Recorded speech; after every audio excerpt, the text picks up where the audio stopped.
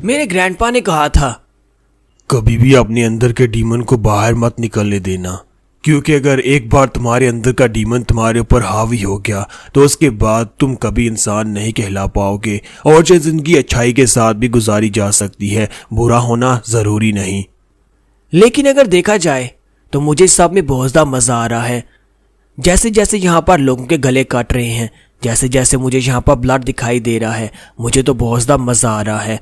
Grandpa ने कहा था कि डीमन को अंदर ही रखना, लेकिन मुझे लगता है ये नहीं हो सकता, क्योंकि जिसने यहाँ पर मुझे कहा था कि भलाई के साथ जिंदगी गुजारी जा सकती है, अब वो ही नहीं रहा, तो फिर भलाई का क्या फ़ायदा। तो ये तो था थोड़ा सा प्रोलॉग। तो फाइनली स्टार्ट करते हैं अपनी एपिसोड की एक्सप्लेनेशन। तो हमारे हीरो का नाम होता है जियोंग, जो कि एक माउंटेन के ऊपर अपने ग्रैंडपा के साथ रहता है और यही उसकी इकलौती फैमिली होती है। तो वो कुछ जड़ी बूटियां काटने के लिए गया होता है, वहां पर से जड़ी बूटियां लेकर अपने ग्रैंडपा के पास आता है और कहता है, देखो ग्रैंडपा मैं क्या लेकर आया हूँ, स्पिरिट कनेक्शन हब, जो कि पिछले कई दिनों से हम लोग ढूंढ रहे थे। तो वो उसे कहता है, तो फाइनली तुमने बहुत ही अच्छा काम किया। तो जियोंग उनसे कहता है कि ग्रैंडपा, आपने मुझे कहा था कि मुझे माउंटेन के ईस्टर्न पार्ट्स की तरफ जाना चाहिए, वहां पर से ये मुझे मिलेगा, और मुझे वाकई में वहां पर से जड़ी बूटी मिल गई। तो उसके ग्रैंडपा उसे कहते हैं कि हाँ, जो काफी ज्यादा बड़ी भी दिखाई दे रही है, मुझे लगता है कि इसके हमें कम से कम 5 नियांग तो मिल ही जाएंगे। वो जड़ी बूटियां बेचकर गुजारा करते हैं। तो जियोंग उनसे कहता है कि ग्रैंडपा, जहां पर से मुझे जड़ी बूटी मिली वहां पर से मुझे एक फॉक्स का डैन मिला था, यानी वहां पर एक फॉक्स की बिल थी और वहां पर उसके बच्चे भी थे। तो ये बात सुनने के बाद ग्रैंडपा उसे कहता है, तो क्या तुमने वहां पर उसके बच्चों को मार दिया। तो वो कहता है, नहीं ग्रैंडपा, मैं यहाँ पर उसके बच्चों को कैसे मार सकता हूँ, आपने तो मुझे कहा था ना कि कभी भी किसी को मारना नहीं, बिला वजह तो बिल्कुल भी नहीं। अगर मैं उस बच्चों को मार देता तो उनकी मॉम वापस आने के बाद बहुत ज्यादा उदास हो जाती, और मैं यहाँ पर किसी को उदास कैसे कर सकता हूँ, आपने तो कहा था कभी किसी को उदास मत करना। ग्रैंडपा उसे कहता है कि जियोंग बेटा, तुमने बहुत ही अच्छा काम किया, ये बहुत ही अच्छी बात है कि तुमने यहाँ पर उन बच्चों को नहीं मारा, चलो जल्दी से आ जाओ, तुम्हारे लिए डिनर रेडी करता हूँ। फिर साथ ही उसे कहता है कि बेटा जियोंग, क्या तुम मुझसे एक वादा कर सकते हो कि कभी किसी को हर्ट मत करना, तुम्हारे अंदर का जो डीमन है उसे कभी अपने ऊपर हावी मत होने देना, क्योंकि एक बार डीमन तुम्हारे ऊपर हावी हो गया तो उसके बाद तुम यहाँ पर अपना इनर सेल्फ कंट्रोल नहीं कर पाओगे। तो जियोंग उनकी बातें सुनने के बाद हैरान हो रहा था, क्योंकि जियोंग को अभी तक अपने इनर डीमन के बारे में पता नहीं होता। फिर एक दिन वो जड़ी बूटियां काट कर जब वापस आता है, वापस आने के बाद देखता है तो उसके ग्रैंडपा की कटी हुई डेड बॉडी सामने पड़ी होती है। उसके ग्रैंडपा को किसी ने शायद के साथ पेट से हिस्सा, यानी ऊपर वाला हिस्सा अलग कर दिया होता है। तो वो ये देखकर बहुत ज्यादा हैरान होता है और कहता है कि ये क्या हो गया। लेकिन असल में उसकी इनर सेल्फ जो है वो एक ट्रू डीमन है, इसी वजह से वो वहां पर आंसू भी नहीं बहा पाता। वो बिल्कुल अपने ग्रैंडपा को देखने के बाद शांत होता है, उसका एक आंसू भी नहीं टपकता। वो कहता है कि मुझे समझ नहीं आ रही कि सिचुएशन में क्या किया जाता है, मेरे ग्रैंडपा मेरी इकलौती फैमिली थे, लेकिन मैं यहाँ पर रो भी नहीं पा रहा। लेकिन वहां पर खड़े होकर वो कहता है कि ग्रैंडपा, आपने कहा था कि अपने इनर डीमन को कंट्रोल करना और कभी यहाँ पर उसे अपने पर हावी मत होने देना, लेकिन लगता नहीं है कि ये दुनिया यहाँ पर मुझे उसे ऐसा करने देगी। और इसी के साथ ही वो डेविली स्माइल देता है और कहता है कि ग्रैंडपा, आपका बदला तो मैं लेकर रहूंगा, मैं उसको ढूंढूंगा और उसके बाद उस बंदे को इसी तरह मारूंगा जिस तरह उसने आपको मारा है। इसके साथ ही वो वहां पर पड़े हुए उसी शायद को उठा लेता है, उसे लेकर गांव की तरफ चला जाता है। नेक्स्ट सीन जो होता है जोंगजेंग काउंटी का दिखाया जाता है कि जहां पर शहर के बीचों बीच गली के अंदर से कुछ कार्ड्स को लेकर गुजरा जा रहा होता है, जहां पर सोल्जर्स जो होते हैं वहां पर 2 कार्ड्स को लेकर जा रहे होते हैं। उन कार्ड्स के अंदर कैदी होते हैं, एक कार्ड के अंदर कुछ ज्यादा कैदी होते हैं, यानी काफी सारे बुढ़े लोग होते हैं, और एक कार्ड के अंदर सिर्फ और सिर्फ हमारा हीरो अकेला होता है। और सभी जो शहर के लोग होते हैं वो आसपास खड़े होते हैं और उनको डिस्पाइस कर रहे होते हैं, क्योंकि वो सभी लोग जब बैंडिट्स होते हैं, मर्डरर होते हैं या फिर रेपिस्ट होते हैं, इसी वजह से वो सभी के ऊपर बहुत ज्यादा गुस्सा कर रहे होते हैं और कहते हैं इन सभी के साथ ऐसा ही होना चाहिए, इन सभी माउंटेन बैंडिट्स को इसी तरह मार देना चाहिए, इनको जाते ही वहां पर फांसी के ऊपर लटका देना चाहिए। जबकि इसी के साथ ही वो सभी लोग वहां पर काफी शोर मचा रहे होते हैं। इसी के साथ ही ऊपर का सीन दिखाता है कि एक रेस्टोरेंट की सेकंड बिल्डिंग के ऊपर एक सोल्जर बैठा होता है जिसका नाम गार्ड कैम होता है। तो गार्ड कैम एक बंदे के पास बैठा होता है जो कि शायद जेल का मैनेजर होता है। तो वो उसके पास बैठा होता है और उसे कहता है कि मुझे यहाँ पर तुम्हारी जरूरत है, और साथ उसकी नजर वहां पर लड़के के ऊपर पड़ती है, यानी कि हमारे जियोंग के ऊपर पड़ती है, जो कि अकेला कार के अंदर बैठा होता है। तो वो कहता है कि ये लड़का तो कुछ ज्यादा ही यंग है और मुझे लगता है कि इसकी एज जो है वो हमारे यंग मास्टर की एज के बराबर ही होगी। तो उसके सामने जो मैनेजर होता है उसे कहता है कि हाँ, आप यहाँ पर इस लड़के को कुछ ज्यादा अंडर एस्टिमेट कर रहे हैं, ये बहुत ज्यादा यंग है, लेकिन जहाँ पर बाकी जितने भी क्रिमिनल्स पकड़े गए हैं उन सभी में से ये सबसे ज्यादा खतरनाक है। तो गार्ड कैम उसे कहता है कि वो तो मुझे दिखाई दे ही रहा है, किसी वजह से उसे अकेली कार के अंदर बिठाया गया है, जबकि बाकी के सभी लोगों को वहां पर मल्टीपल बिठाया गया है। तो मैनेजर उसे कहता है कि मुझे लगता है कि तुम्हारे लिए तो नॉर्मल सी बात होगी कि तुमने यहाँ पर एक लड़के को देखा जो कि यहाँ पर अकेला बिठाया गया और क्रिमिनल है, लेकिन अगर तुम इस बारे में सुनोगे कि उसने कितने लोगों की जान ली है तो फिर तुम यहाँ पर बहुत ज्यादा हैरान हो जाओगे। सभी लोग यहाँ पर उसे किलिंग साइड डीमन के नाम से पुकार रहे हैं क्योंकि उसने एक साइड की मदद से गांव के बहुत सारे लोगों को मार डाला। और कैम उसे कहता है कि छोड़ो इस बात को, मैं यहाँ पर तुमसे एक बात करने के लिए आया हूँ, मेरी बात के ऊपर ध्यान दो।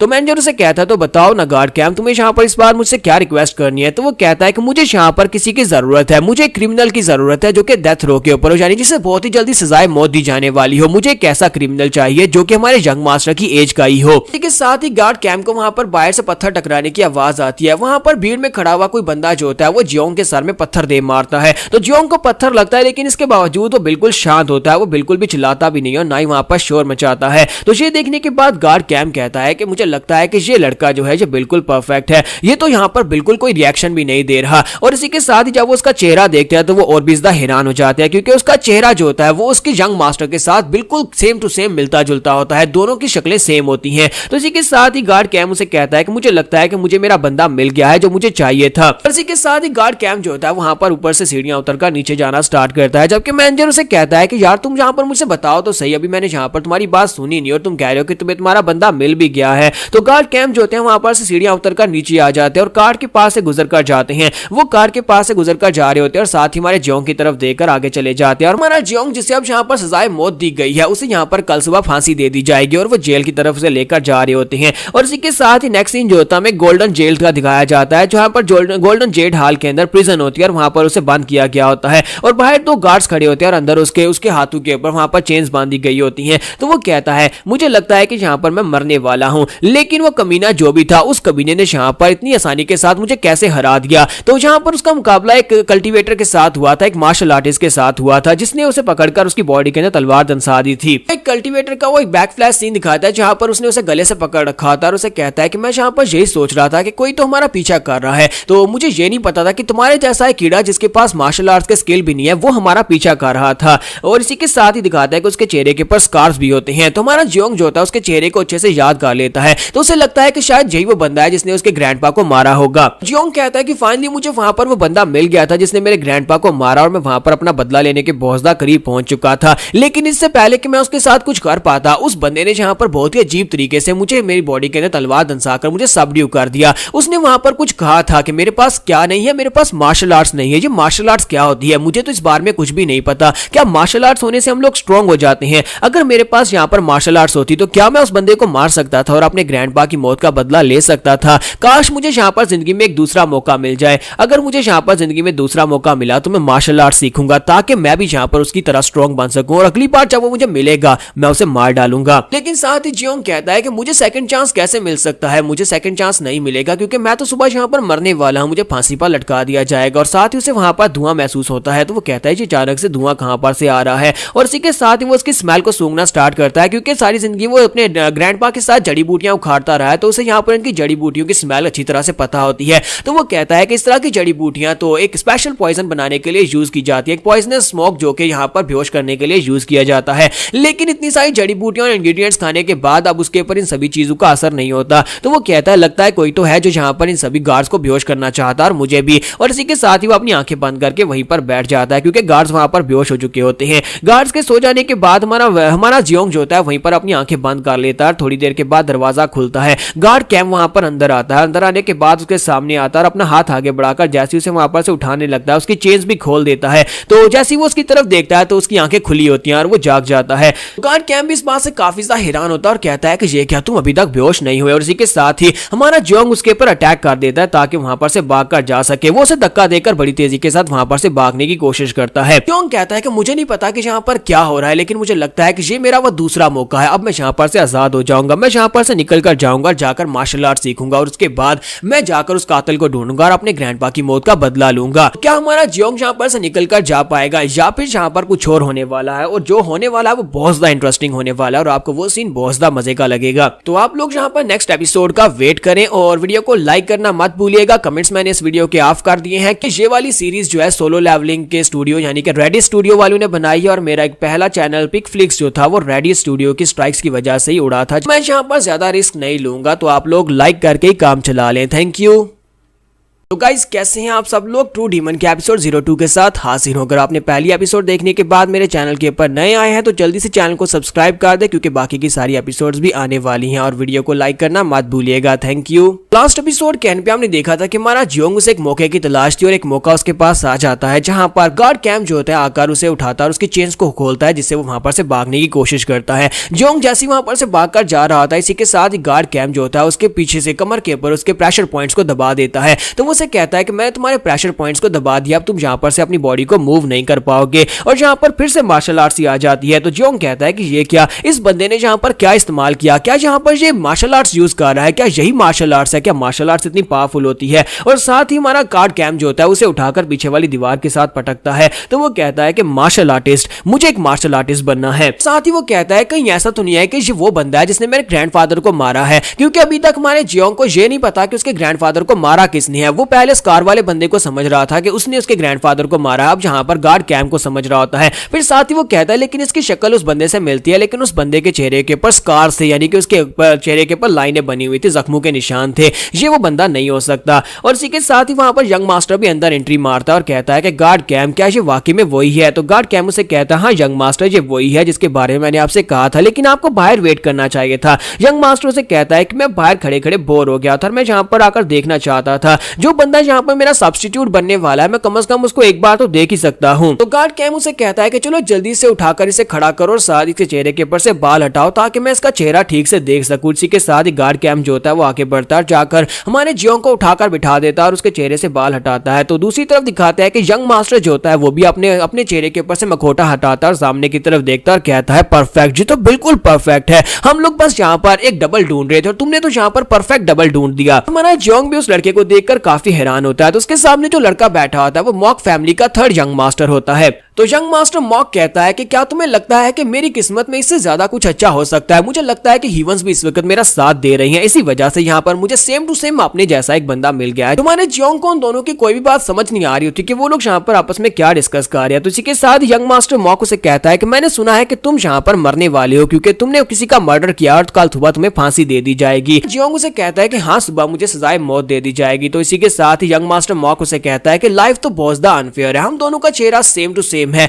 मैं यहाँ पर मॉक फैमिली का यंग मास्टर हूँ जहाँ पर बहुत ही अच्छी जिंदगी गुजार रहा हूँ, जबकि तुम यहाँ पर मेरी चेहरे के साथ एक गरीब जिंदगी गुजार रहे हो, कल सुबह तुम मर जाओगे। तो हमारा जियोंग उसकी बात सुनने के बाद बिल्कुल खामोश होता है। तो मॉक उसे कहता है क्या तुम्हें यहाँ पर जिंदगी में दूसरा मौका चाहिए। तो ये बात सुनने के बाद जियोंग हैरान होता है। तो उसे कहता है कि मैं तुम्हें यहाँ पर अगर एक मौका दूं मॉक फैमिली का थर्ड यंग मास्टर बनने का, मेरी जगह के ऊपर कुछ दिनों के लिए तुम्हें मेरा हमशक्ल बनना होगा, तो क्या तुम ये करोगे? क्योंकि इससे तुम्हें यहाँ पर मौका मिलेगा मॉक फैमिली में जाने का और वहां पर जाकर मेरी जिंदगी गुजारने का, जिससे तुम्हें एक बहुत ही अच्छा मौका है तुम्हारे लिए। तुम हमारे मेंशन में जाकर बहुत ही अच्छा खाना खा सकते हो, लड़कियों के साथ मजे कर सकते हो, जो तुम्हें चाहिए होगा वहां पर तुम्हें मिलेगा। अपनी लाइफ टाइम में तुमने जो कुछ भी एंजॉय नहीं किया होगा वो सब कुछ तुम वहां पर जाकर एंजॉय कर सकते हो। तो बताओ क्या तुम यहाँ पर करने को तैयार हो? एक बार ये सब कुछ खत्म हो जाएगा उसके बाद मैं तुम्हें बहुत ही बड़ी रकम दूंगा, जिसके बाद तुम सेटल हो सकते हो, तुम किसी बड़े शहर में जाकर अपनी प्रॉपर्टी खरीद सकते हो। और इसी के साथ यंग मास्टर मॉक उसके सामने एक पिल करता है और कहता है कि तुम्हें इसे खाना होगा। तो वो कहता है क्या ये पॉइजन है? तो वो उसे कहता है कि हाँ ये पॉइजनस पिल है, हम तुम्हारे पर ऐसे तो भरोसा नहीं कर सकते, हमें यहाँ पर सिक्योरिटी चाहिए होगी। और इसी के साथ ही गार्ड कैम उसे कहता है कि तुम्हें इस पिल को खाना होगा, काम खत्म होने के बाद मैं तुम्हें एंटीडोट दूंगा, तुम आजाद हो जाओगे। अब जल्दी से फैसला करो कि तुम्हें क्या करना है। तो जियोंग वहां पर सोच रहा होता है कि मैं यहाँ पर क्या करूं। साथ ही वो कहता है कि ग्रैंडपा क्या मैं यहाँ पर सेकंड चांस को ले लूं, क्योंकि मुझे यहाँ पर अभी आपका बदला लेना है, मुझे उस कातिल को ढूंढना है जिसने आपके साथ वो सब कुछ किया। और इसी के साथ वो पिल खा लेता है। तो उस पिल के खाने के बाद यंग मास्टर मॉक कहता है ये तो बहुत ही अच्छी बात है कि तुमने इस पिल को खा लिया, इसका मतलब यह है कि तुम्हें वो दूसरा मौका मिल गया है, तुम्हें बहुत सा बधाई हो। तो इसी के साथ ही हमारा जियोंग उसे कहता है कि अब क्या, मुझे बताओ कि मुझे यहाँ पर करना क्या होगा। यंग मास्टर मॉक उसे कहता है कि तुम्हें कुछ नहीं करना, बस हमारे साथ आना, आप चुपचाप यहाँ पर हमारे साथ आना होगा। फिर साथ ही वो गार्ड कैम से कहता है कि गार्ड कैम मैं चाहता हूँ कि तुम इसके प्रेशर पॉइंट्स को अनसील करो और साथ ही इसकी कफ्स को भी हटा दो। तो वो कहता है जी यंग मास्टर मैं अभी करता हूँ। इसी के साथ ही वो उसकी बॉडी के ऊपर जाकर फिर से उसके मेडियन पॉइंट्स को टच करता है, जिससे उसकी प्रेशर पॉइंट्स जो होते हैं वो अनसील हो जाते हैं और साथ ही उसकी बेड़ियां भी खोल दी जाती हैं, उसके हाथ भी वहां पर आजाद हो चुके होते हैं। तो हमारा जो जियोन होता है वो कहता है कि यहाँ पर मेरे खुले हुए हाथ महसूस करके मुझे काफी ज्यादा अच्छा लग रहा है। तो गार्ड कैम कहता है मैं यहाँ पर आगे बढ़ता हूँ, तुम दोनों मेरे पीछे पीछे रहना। मैं यहाँ पर देखता हूँ कि कोई गार्ड वगैरह या फिर कोई जेल का ऑफिसर बाहर तो नहीं है, और इसी के साथ ही वो दोनों इसके पीछे ही होते हैं। तो मॉक उसे कहता है कि तुम मेरे पीछे रहो, मैं तुम्हारे आगे चलूंगा, और इसी के साथ यंग मास्टर मॉक आगे आगे चलना स्टार्ट करता है। और इसी के साथ ही गार्ड कैम जो होता है वो जेल के बाहर निकलता है, दरवाजे से बाहर की तरफ घूमकर देखता है कि वहां पर कोई है तो नहीं है, और साथ ही वो पीछे की तरफ घूमता है और कहता है कि यंग मास्टर चलो जल्दी से आ जाए, बाहर कोई भी नहीं है। लेकिन पीछे मुड़कर जो वो सीन देखता है वो बहुत ज्यादा खतरनाक होता है, क्योंकि वहां पर हमारे जियोन ने उसके यंग मास्टर की गर्दन मोड़ दी होती है। उसने उसके यंग मास्टर की गर्दन पीछे की तरफ मोड़कर उसको मार दिया होता है। तो ये देखने के बाद वो बहुत ज्यादा हैरान होता है, जबकि जियोन वहां पर हंस रहा होता है। जियोन उसे कहता है गार्ड कैम अब तुम क्या करोगे, फेक वाला तो मर गया, अब तो मेरे साथ ही काम चलाना पड़ेगा। तो यहीं पर से एक बैकग्राउंड का सीन दिखाते हैं कि आखिर हमारा जियोन इस सिचुएशन में आया कैसे, उसे यहाँ पर डेथ पेनल्टी क्यों दी गई। तो जब यहाँ पर उसके ग्रैंडपा की मौत हुई थी तो उसके ग्रैंडपा के मरने के बाद वो सायद उठाकर भागता हुआ सीधा शहर के अंदर आकर घुस जाता है। उसे जो भी वहां पर दिखाई देता है उसे मारता जाता है, क्योंकि उसका इनर सेल्फ उसके ऊपर हावी हो जाता है, और वहां पर जितने लोग उसे दिखाई देते हैं चाहे वो निर्दोष ही क्यों ना हो, वो सभी के गले काट रहा होता है, उन सभी को मार रहा होता है, और उसे वहां पर बहुत ज्यादा मजा आ रहा होता है। तो वो कहता है मुझे बहुत ज्यादा मजा आ रहा है, जबकि सभी लोग वहां पर डर कर भाग रहे होते हैं। सभी लोग वहां पर, क्योंकि उसके हाथ में साइट होता है और वो किसी को भी नहीं छोड़ रहा था, चाहे बच्चा या बड़ा, वो सभी को मार रहा होता है। तो वो सभी लोग उसे किलिंग साइड डीमन के नाम से पुकारना शुरू कर देते हैं। तो हमारा जियोन कहता है कि ग्रैंडपा ने कहा था कि कभी अपने इनर डीमन को सामने मत आने देना, लेकिन आखिर मेरा इनर डीमन है क्या? क्या ग्रैंडपा मुझे ये करने से रोक रहे थे? ये तो बहुत ज्यादा मजेदार है, मुझे यहाँ पर इतना मजा जिंदगी में पहले कभी नहीं आया जितना मजा मुझे आज यहाँ पर आ रहा है। और इसी तरह वहां पर एक एक करते उसने लाशों के ढेर लगा दिए होते हैं, निर्दोष लोगों को वो मार रहा होता है। उसे यहाँ पर बस शक होता है कि इनमें से कोई उसको ग्रैंडपा को मार सकता है, तो वो सभी को मार रहा होता है कि किसी ने एक ने इनमें से ग्रैंडपा को मारा होगा। जियोन वहां पर सभी लोगों को मार मार कर उनके ढेर लगा रहा होता है, साथ उनके गले काट रहा होता है, और कहता है कि इन सभी लोगों को मार मार कर मेरे चेहरे के ऊपर स्माइल क्यों आ रही है? क्या मेरे ग्रैंडपा ने कहा था कि ये मेरी ट्रू नेचर है? मेरे ग्रैंडपा हमेशा मुझे कहते थे अपनी ट्रू नेचर को छुपा कर रखना, लेकिन आज से पहले मैं कभी इस तरह से स्माइल नहीं किया। साथ ही साथ उसे वहां पर अपने ग्रैंडपा की बातें भी याद आ रही होती हैं। तो वो एक बंदे को मारने के लिए आगे बढ़ता है और साथ ही कहता है कि मेरे ग्रैंडपा मुझे हमेशा ये करने से रोकते थे, तो कहीं मैं कोई बुरा काम तो नहीं कर रहा। फिर साथ ही वो कहता है छोड़ो इस बात को, फिलहाल के लिए तो मुझे बहुत ज्यादा मजा आ रहा है, तो फिलहाल के लिए तो यहाँ पर इनको मारते हैं और उसके बाद सोचेंगे कि कुछ गलत तो नहीं किया।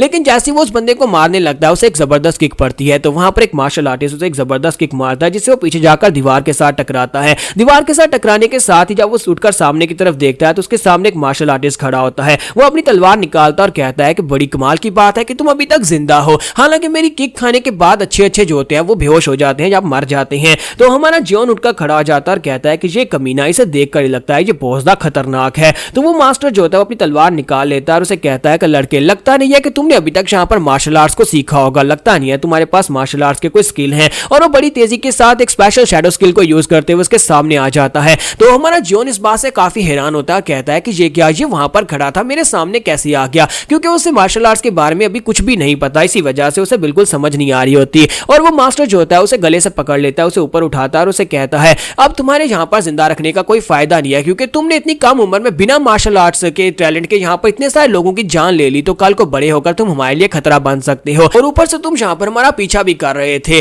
तो हमारा जियोन उसकी बात सुनने के बाद काफी हैरान होता है कि कहीं यही वो लोग तो नहीं है जो मेरे ग्रैंडपा को मारकर आए हैं और इसी वजह से ये कह रहा था कि तुम मेरा पीछा कर रहे थे। तो जैसे वो उसे पूछने लगता है कि क्या तुमने, इसी के साथ ही वो कल्टीवेटर जो होता है वो अपनी तलवार जियोन की बॉडी के अंदर डाल देता है। तलवार हमारे जियोन की बॉडी के आर पार हो जाती है और उस बेचारे के मुंह से वहां पर ब्लड रहना शुरू हो जाता है। तो वो डिमोनिक कल्टीवेटर उसे कहता है कि एक बच्चा जिसने यहाँ पर मेरे अल्टीमेट अटैक को भी ब्लॉक कर लिया, यानी मेरी किक को फेस कर लिया बिना मार्शल आर्ट्स के, तो तुम्हारा मर जाना ज्यादा बेहतर है। इसी वजह से मैं तुम्हें यहाँ पर अभी इसी जगह के पर मारने वाला हूं। और फिर से अपनी तलवार उसकी बॉडी के अंदर दंसा देता है। तो वो 2 बार अपनी तलवार उसकी बॉडी के अंदर दंसाता है और उसे कहता है कि मुझे लगता है कि तुम्हें यहाँ पर इन सभी लोगों को मारने के लिए नहीं आना चाहिए था। इन सभी लोगों को मारकर तुमने अपने लाइफ स्पैन को बहुत ज्यादा शॉर्ट कर लिया। अगर तुम यहाँ पर चुपचाप एक आम जिंदगी गुजारते, एक नॉर्मल जिंदगी गुजारते, तो तुम्हारा लाइफ स्पैन काफी ज्यादा लंबा हो सकता था। वहां पर हमारे जियोन की हालत बहुत ज्यादा खराब हो जाती है। 2 बार तलवार उसकी बॉडी के अंदर दंस दिया। तो वो सोच रहा होता है कि फाइनली मुझे वो बंदा मिल गया जिसने मेरे ग्रैंडपा को मारा था और मैं अपना बदला ले सकता था, लेकिन उस कमीने के पास मार्शल आर्ट्स थी जिसकी वजह से मैं बदला नहीं ले पाया। तो क्या मैं वहां पर मरने वाला था? नहीं, मैं मरूंगा नहीं, क्योंकि मुझे यहाँ पर जिंदगी ने दूसरा मौका दिया है। किसी की जगह के ऊपर यंग मास्टर बनकर अपनी जिंदगी क्यों गुजारूंगा जबकि मैं खुद यंग मास्टर बन सकता हूँ। तो अब यहाँ पर गार्ड कैम क्या करेगा? क्या वो यहाँ पर हमारे जियोन को भी मार डालेगा? क्योंकि यंग मास्टर तो मर चुका है, उसके पास और कोई ऑप्शन नहीं है। अब उसे यहाँ पर जियोन को ही अपना यंग मास्टर बनाना पड़ेगा। तो यहाँ पर हमारी सेकंड एपिसोड का एंड करेंगे और नेक्स्ट एपिसोड जो है वो इससे भी ज्यादा मजेदार होने वाली है। तो गाइस कैसे हैं आप सब लोग। तो लास्ट एपिसोड के एंड पे हमने देखा था कि हमारा जियोन जो होता है वो थर्ड यंग मास्टर मॉक को मार डालता है। उसके मरने के साथ ही गार्ड कैंप पहुंचता, गुस्सा आता है और बड़ी तेजी के साथ आगे बढ़ता है, उसे गले से पकड़कर पीछे दीवार के साथ पटकाता है और उसे कहता है कमीने कहीं के कहीं तुम पागल तो नहीं हो गए, जो तुमने क्या कर दिया, हमारे थर्ड यंग मास्टर को तुमने क्यों मार दिया, क्या तुम मरना चाहते हो। तो हमारा जियोन उसे कहता है कि नहीं, मैं मरना नहीं चाहता, बल्कि मैं यहाँ पर जीना चाहता हूँ। मैं यहाँ पर किसी जगह के ऊपर क्यों यहाँ पर अपनी जिंदगी गुजारूं जबकि मैं ही असली का बन सकता हूँ। मुझे अच्छी तरह से पता है कि तुम लोग यहाँ पर मुझे किसी की जगह के ऊपर लेकर जाना चाहते हो, क्यों, इस वजह से क्योंकि वहां पर खतरा हो सकता है, इसी वजह से तुम यहाँ पर मुझे उसकी जगह के ऊपर रखना चाहते थे। लेकिन अगर मुझे यहाँ पर खतरा झेलना है तो फिर मैं खुद यहाँ पर खतरा क्यों ना झेलूं, खुद इसकी जगह के ऊपर क्यों ना बन जाऊं। और इसी के साथ ही गार्ड कैमू से कहता है कि तुमने यहाँ पर इस बात को बिल्कुल भी सोचा नहीं था कि मैं यहाँ पर तुम्हें मार भी सकता हूँ अगर तुम थर्ड यंग मास्टर को मारोगे। तो हमारा जियोन उसे कहता है अगर तुमने मुझे मारना होता तो अभी तक मुझे मार दिया होता। मुझे लगता है कि तुम्हें इस कमीने के साथ कोई लगाव था ही नहीं, तुम तो बस यहाँ पर उसका साथ देने की कोशिश कर रहे थे, वो भी किसी अपने मकसद के लिए। इसी के साथ ही गार्ड कैम वहां पर एक स्पेशल टेक्निक को यूज करते हुए उसका हाथ पकड़ते हैं और गर्दन से पकड़कर उसे उठाकर वहीं पर धोबी पछाड़ के साथ ग्राउंड के ऊपर पटक देते हैं।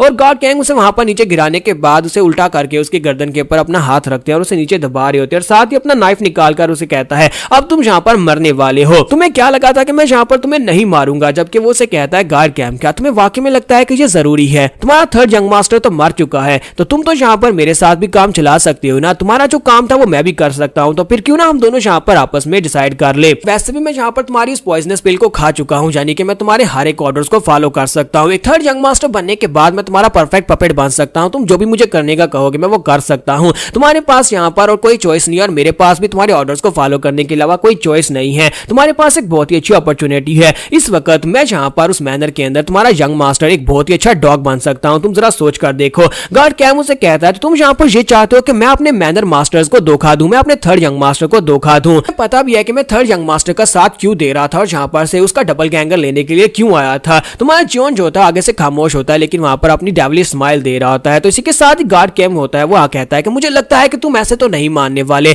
यहाँ पर तुम्हें मरना ही होगा। और इसी के साथ ही वो अपनी तलवार उठाता है और वहां पर अपनी तलवार को ग्राउंड के अंदर दंसा देता है। तो ऐसा लगता है जैसे उसने वहां पर जियोन को मार दिया, लेकिन असल में वो उसे मारेगा नहीं क्योंकि उसे इसकी जरूरत है। तो इसी के साथ ही हमारा जियोन कहता है कि मुझे पता था कि तुम यहाँ पर मुझे नहीं मारोगे। और इसी के साथ ही वो उठकर खड़ा होता है और उसे कहता है तो आज के बाद से तुम हमारी फैमिली के मॉक फैमिली के ग्योंग वून हो, यानी थर्ड यंग मास्टर ग्योंग वून हो। किसी को इस बारे में पता नहीं चलना चाहिए कि तुम एक कातिल हो, तुम्हें यहाँ पर सजाए मौत दी गई थी और मैं तुम्हें जेल से उठाकर लाया हूँ। हमारा जियोन जो होता है वो उठकर खड़ा हो जाता है और वहां पर डेविलिश स्माइल देते हुए कहता है हाँ क्यों नहीं। और उसे यहाँ पर दूसरा मौका मिल गया है और उसे वहां पर लेने के बाद मॉक स्वर्ड मैनर में आ जाता है। वहां पर आने के बाद उसे वहां पर थर्ड यंग मास्टर के कपड़े देता है और कहता है फिलहाल के लिए तुम्हें इसी रूम के अंदर ही रहना होगा, जब तक मैं ना कहूं तुम इस रूम से बाहर नहीं जाओगे और ना ही जहां पर हमारी मॉक फैमिली के किसी भी दूसरे मेंबर से मिलोगे। मैं नहीं चाहता कि तुम जाकर किसी दूसरे बंदे से मिलो, फिलहाल के लिए तुम्हें यहीं पर इसी रूम के अंदर ही रहना है। अगर तुम एक पपेट हो तो फिर एक पपेट बनकर ही रहो, बिल्कुल वैसे ही जैसे मैं तुम्हें ऑर्डर करता हूँ वैसे मेरे ऑर्डर्स को फॉलो करते रहो। तुम्हारा जियोन उसे कहता है हाँ ठीक है मैं यहीं पर रुकूंगा। गार्ड कैम उसे कहता है मैं फिर से तुम्हें वार्निंग दे रहा हूँ, अगर यहाँ पर किसी बाहर के गार्ड ने तुम्हें देख लिया या किसी ने तुम्हें पकड़ लिया तो मैं तुम्हें एंटीडोट नहीं देने वाला और तुम यहाँ पर उस पॉइजन से ही मर जाओगे। और साथ ही गार्ड कैम आके बढ़ता है गुस्से के साथ से कहता है मेरी बात को याद रखना, अगर तुमने यहाँ पर मुझे धोखा दिया या फिर मेरे ऑर्डर्स को फॉलो नहीं किया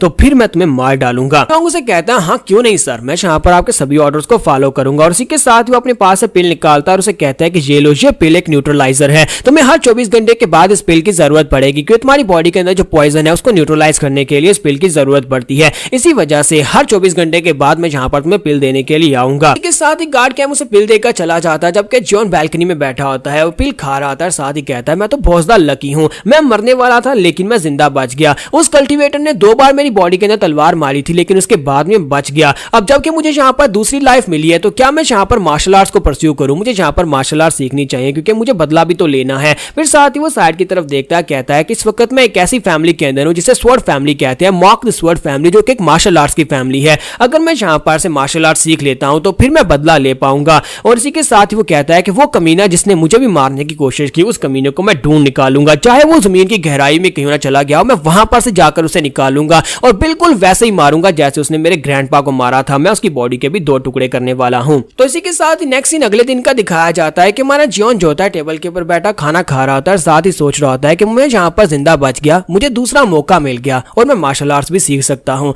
लेकिन मैं क्या करूँ कि मैं अपने कमरे से बाहर ही नहीं निकल सकता। अगर मैं फैमिली के मेन हॉल में जाऊंगा तभी तो मुझे जाकर कुछ बेनिफिट्स मिलेंगे, क्योंकि मैं इस फैमिली का 3rd यंग मास्टर हूँ। लेकिन दरवाजे के बाहर गार्ड कैम एक गार्ड को खड़ा करके गया है, उसने यहाँ पर स्पेशल एक गार्ड को मेरे पर नजर रखने के लिए छोड़ा है। के बाहर खड़ा वो गार्ड जो होता है वो ये सोच रहा होता है कि मुझे यहाँ पर जो ड्यूटी क्यों दी गई है। उस गार्ड का नाम गो चैन होता है, जो कि गार्ड कैम का अपना ही डिसाइपल होता है। यहाँ पर गो चैन जो होता है अपने पास का सीन दिखाता है, जहाँ पर गार्ड कैम उसके पास आता है और उसे आकर बताता है कि ये सब कुछ हो गया। तो वो उसे कहता है क्या वाकई में यहाँ पर ये सब कुछ हुआ है, क्या उस लड़के ने यहाँ पर हमारे यंग मास्टर मॉक को मार दिया और उसके बाद तुम उसे यहाँ पर लेकर आ गए हो, इस तरह तुम्हारा प्लान यहाँ पर फेल हो जाएगा। तो वो उसका मुंह बंद करवाता है और कहता है कि ऊंची आवाज में बात मत करो, हमारे प्लान के बारे में किसी को पता नहीं चलना चाहिए। मेरे पास और कोई चॉइस नहीं थी, मुझे यहाँ पर यही लड़के को वापस लेकर आना पड़ा क्योंकि रियल वाला तो मर चुका है। साथ ही वो उसे कहता है कि तुम इस लड़के के ऊपर नजर रखो, जब तक ये लड़का यहाँ पर है इसके ऊपर नजर रखना और ये लड़का इस रूम से बाहर नहीं निकलना चाहिए। मुझे लगता है कि मुझे यहाँ पर अब एक नया प्लान बनाना पड़ेगा। मैं यहाँ पर एक नया प्लान बना लूंगा, उसके बाद हम इस लड़के को उठाकर बाहर फेंक देंगे। गार्ड कैम कहता है कि यहाँ पर इकलौता यंग मास्टर नहीं है, मुझे लगता है कि हमें किसी दूसरे यंग मास्टर का साथ चाहिए होगा, हम किसी दूसरे यंग मास्टर के साथ हो लेंगे। कोचान उसे कहता है लेकिन मास्टर तुमने कहा कि तुमने इसे पॉइजन दिया, अगर तुमने इसे पॉइजन दिया और ये यहाँ पर 3rd यंग मास्टर की जगह पर है तो फिर तो हमारे लिए बिल्कुल एक अच्छा पपेट है और जो हमारे ऑर्डर्स को भी फॉलो करेगा, इसे एंटीडोट चाहिए होगा।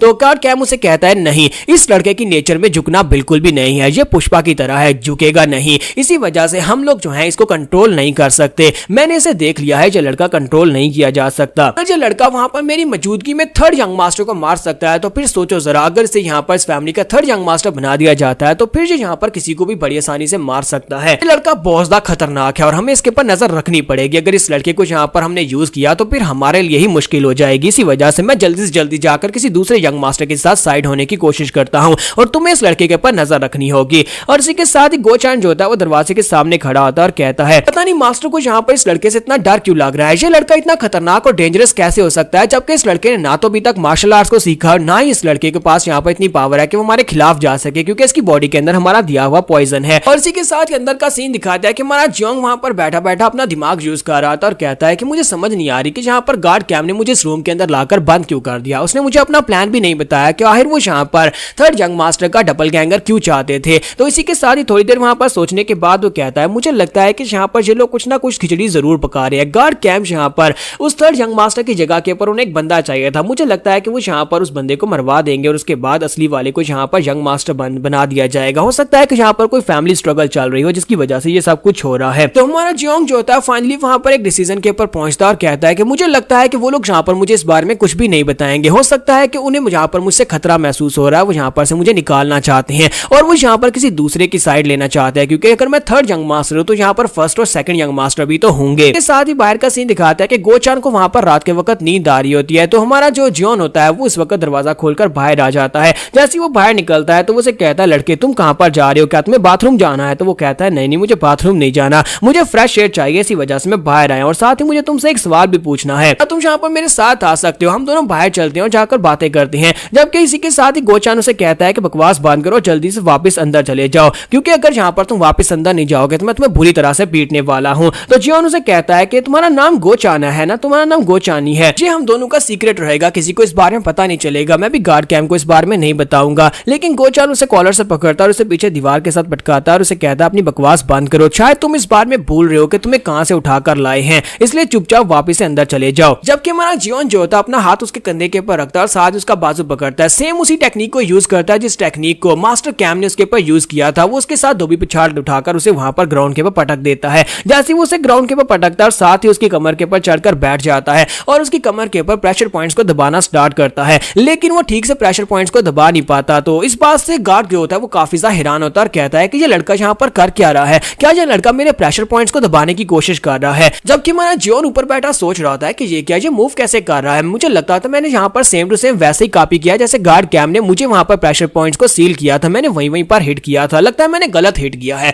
और इसी के साथ वो फिर से वहां पर प्रेशर पॉइंट्स को दबाना शुरू कर देता है। वो बार बार वहां पर अपनी उंगली दंसा रहा होता है और उसे कहता है मैं यहाँ पर ठीक से तो कर रहा हूँ लेकिन ये यहाँ पर सील क्यों नहीं हो रहा। तब के गोचान को यहाँ पर इस बात का अंदाजा हो जाता है कि एक साइको के साथ उसका पाला पड़ चुका है। वो वहां पर सोच रहा होता है कि ये लड़का यहाँ पर कर क्या रहा है। इस लड़के ने सिर्फ और सिर्फ गार्ड कैम को एक बार इस टेक्निक को परफॉर्म करते हुए देखा और इसने यहाँ पर दोनों मार्शल आर्ट्स की टेक्निक्स को कॉपी कर लिया। मास्टर कैम ने मुझसे बिल्कुल ठीक ही कहा था कि ये लड़का बहुत ज्यादा खतरनाक है। तो यहाँ पर हमारी एपिसोड 03 का एंड करेंगे और नेक्स्ट एपिसोड में देखेंगे कि बेचारे गोचैन के साथ क्या होने वाला है, क्योंकि हमारा हीरो फिलहाल के लिए तो किसी एक को भी जिंदा नहीं छोड़ता जिसको वो पकड़ लेता है। तो एपिसोड की एक्सप्लेनेशन अच्छी लगी हो तो लाइक करना मत भूलिएगा। Thank you.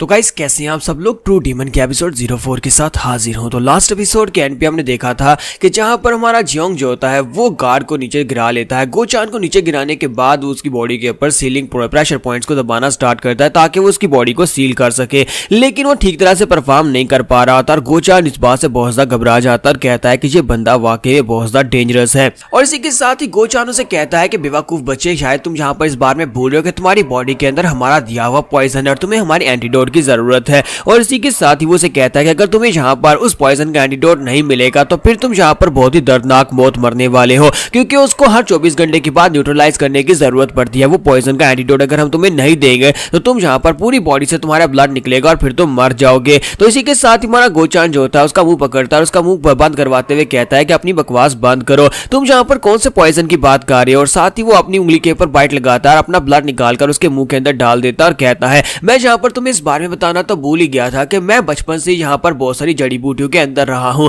जिसकी वजह से पॉइजन का ज्यादातर मेरे पर असर नहीं होता। लेकिन तुम्हारा पॉइजन अभी भी मेरी बॉडी के अंदर है, जो कि मेरे ब्लड में है, और अब यहाँ पर तुम्हारी बॉडी के अंदर भी मेरा ब्लड है। और जैसे वो उसके मुंह के अंदर ब्लड ड्रॉप डालता है, इसी के साथ ही गोचान वहां पर अपना गला पकड़कर जोर जोर चिल्लाना शुरू कर देता है और कहता है कि ये तुमने क्या कर दिया कमीने मॉन्स्टर कहीं के, ये तुम मेरे साथ कैसे कर सकते हो। वो कहता है कि मुझे जल्दी से जल्दी अपनी इन एनर्जी को सर्कुलेट करना होगा ताकि मैं इस पॉइजन को अपनी बॉडी के अंदर से निकाल सकूं। इस कमीने ने यहाँ पर अपना पॉइजनस ब्लड मेरी बॉडी के अंदर डाल दिया है। हमारा जियोंग उसे कहता है कि मैं बचपन से अपने ग्रैंडफादर के साथ माउंटेन के ऊपर रहा हूं, जहां पर मैं बहुत सारी जड़ी बूटियों को देखते पहचान लेता हूं, उनको मेरी बॉडी के अंदर जाने के बाद भी मैं सेंस कर सकता हूं। तुम्हारा वो पॉइजन जो था उसके बारे में मुझे पता है कि वो कौन सी जड़ी बूटियों से बना हुआ था, और वो उसका जो पॉइजन है वो मेरी बॉडी के ऊपर काम नहीं करता, और मुझे यहाँ पर तुम्हारे न्यूट्रलाइजर की भी जरूरत नहीं है। लेकिन मेरा ब्लड जो है ये बहुत ज्यादा खास है और इसके अंदर जो पॉइजन है उसका एंटीडोट सिर्फ वो सिर्फ मैं तुम्हें दे सकता हूँ। तो अब चुपचाप यहाँ पर मेरे सवालों के जवाब दो। मैं यहाँ पर तुमसे मॉक स्वर्ड फैमिली के बारे में जानना चाहता हूँ, क्या है यहाँ पर चल क्या रहा है, तुम लोग यहाँ पर मुझे एक स्टैंड इन लेकर क्यों आए थे। अगर तुम यहाँ पर मेरे सवालों के जवाब नहीं दोगे तो फिर मेरे इस पॉइजनस ब्लड की वजह से तुम यहाँ पर बहुत ही दर्दनाक मौत मरने वाले हो। तो गोचान बेचारे के पास कोई ऑप्शन नहीं होता और उसे यहाँ पर उसके सवालों के जवाब देने पड़ते हैं और उसे सारी की सारी बात बता देता है। तो यहीं पर से नेक्स्ट सीन जो होता है मॉक स्वर्ड मैनर हॉल का दिखाया जाता है, जहाँ पर मेन हॉल होता है और मॉक फैमिली के जो फादर होते हैं, इनके जो पैट्रियार्च होते हैं, वो बिस्तर के ऊपर पड़े होते हैं। उन्हें एक बहुत ही सीरियस बीमारी होती है जो कि स्ट्रेंज भी होती है, एक खास किस्म की बीमारी होती है जो कि हील नहीं हो पा रही होती। और इसी के साथ ही वहां पर एक डॉक्टर होता है जो कि उनको ठीक करने की कोशिश कर रहा था और कहता है कि हम लोग अभी भी जहां पर इनकी मिस्टीरियस इलनेस का इलाज नहीं ढूंढ पा रहे। डॉक्टर कहता है कि मैं जहां पर अपनी सारी नॉलेज और अपने सारे एक्सपीरियंस को यूज कर चुका हूं, सारी जड़ी बूटियों को यूज कर चुका हूं, लेकिन फिर भी मैं जहां पर इनकी इस बीमारी का तोड़ नहीं ढूंढ पा रहा है, ये कौन सी किस किस्म की बीमारी है। और साथ ही डॉक्टर कहता है कि मुझे लगता है कि मैनर मास्टर को यहाँ पर इस हालात में अपने लिए एक सक्सेसर चूज करके जाना चाहिए था। इनके 4 बेटे हैं और 4 बेटे इनके मरने से पहले यहाँ पर आपस में फाइट करना शुरू कर देंगे, और जैसे यहाँ पर मैनर मास्टर मर जाएंगे वो चारों आपस में यहाँ पर फाइट करना शुरू करेंगे और चारों जो है एक दूसरे को मार डालेंगे और उसके बाद एक ही यहाँ पर सक्सेसर बन पाएगा।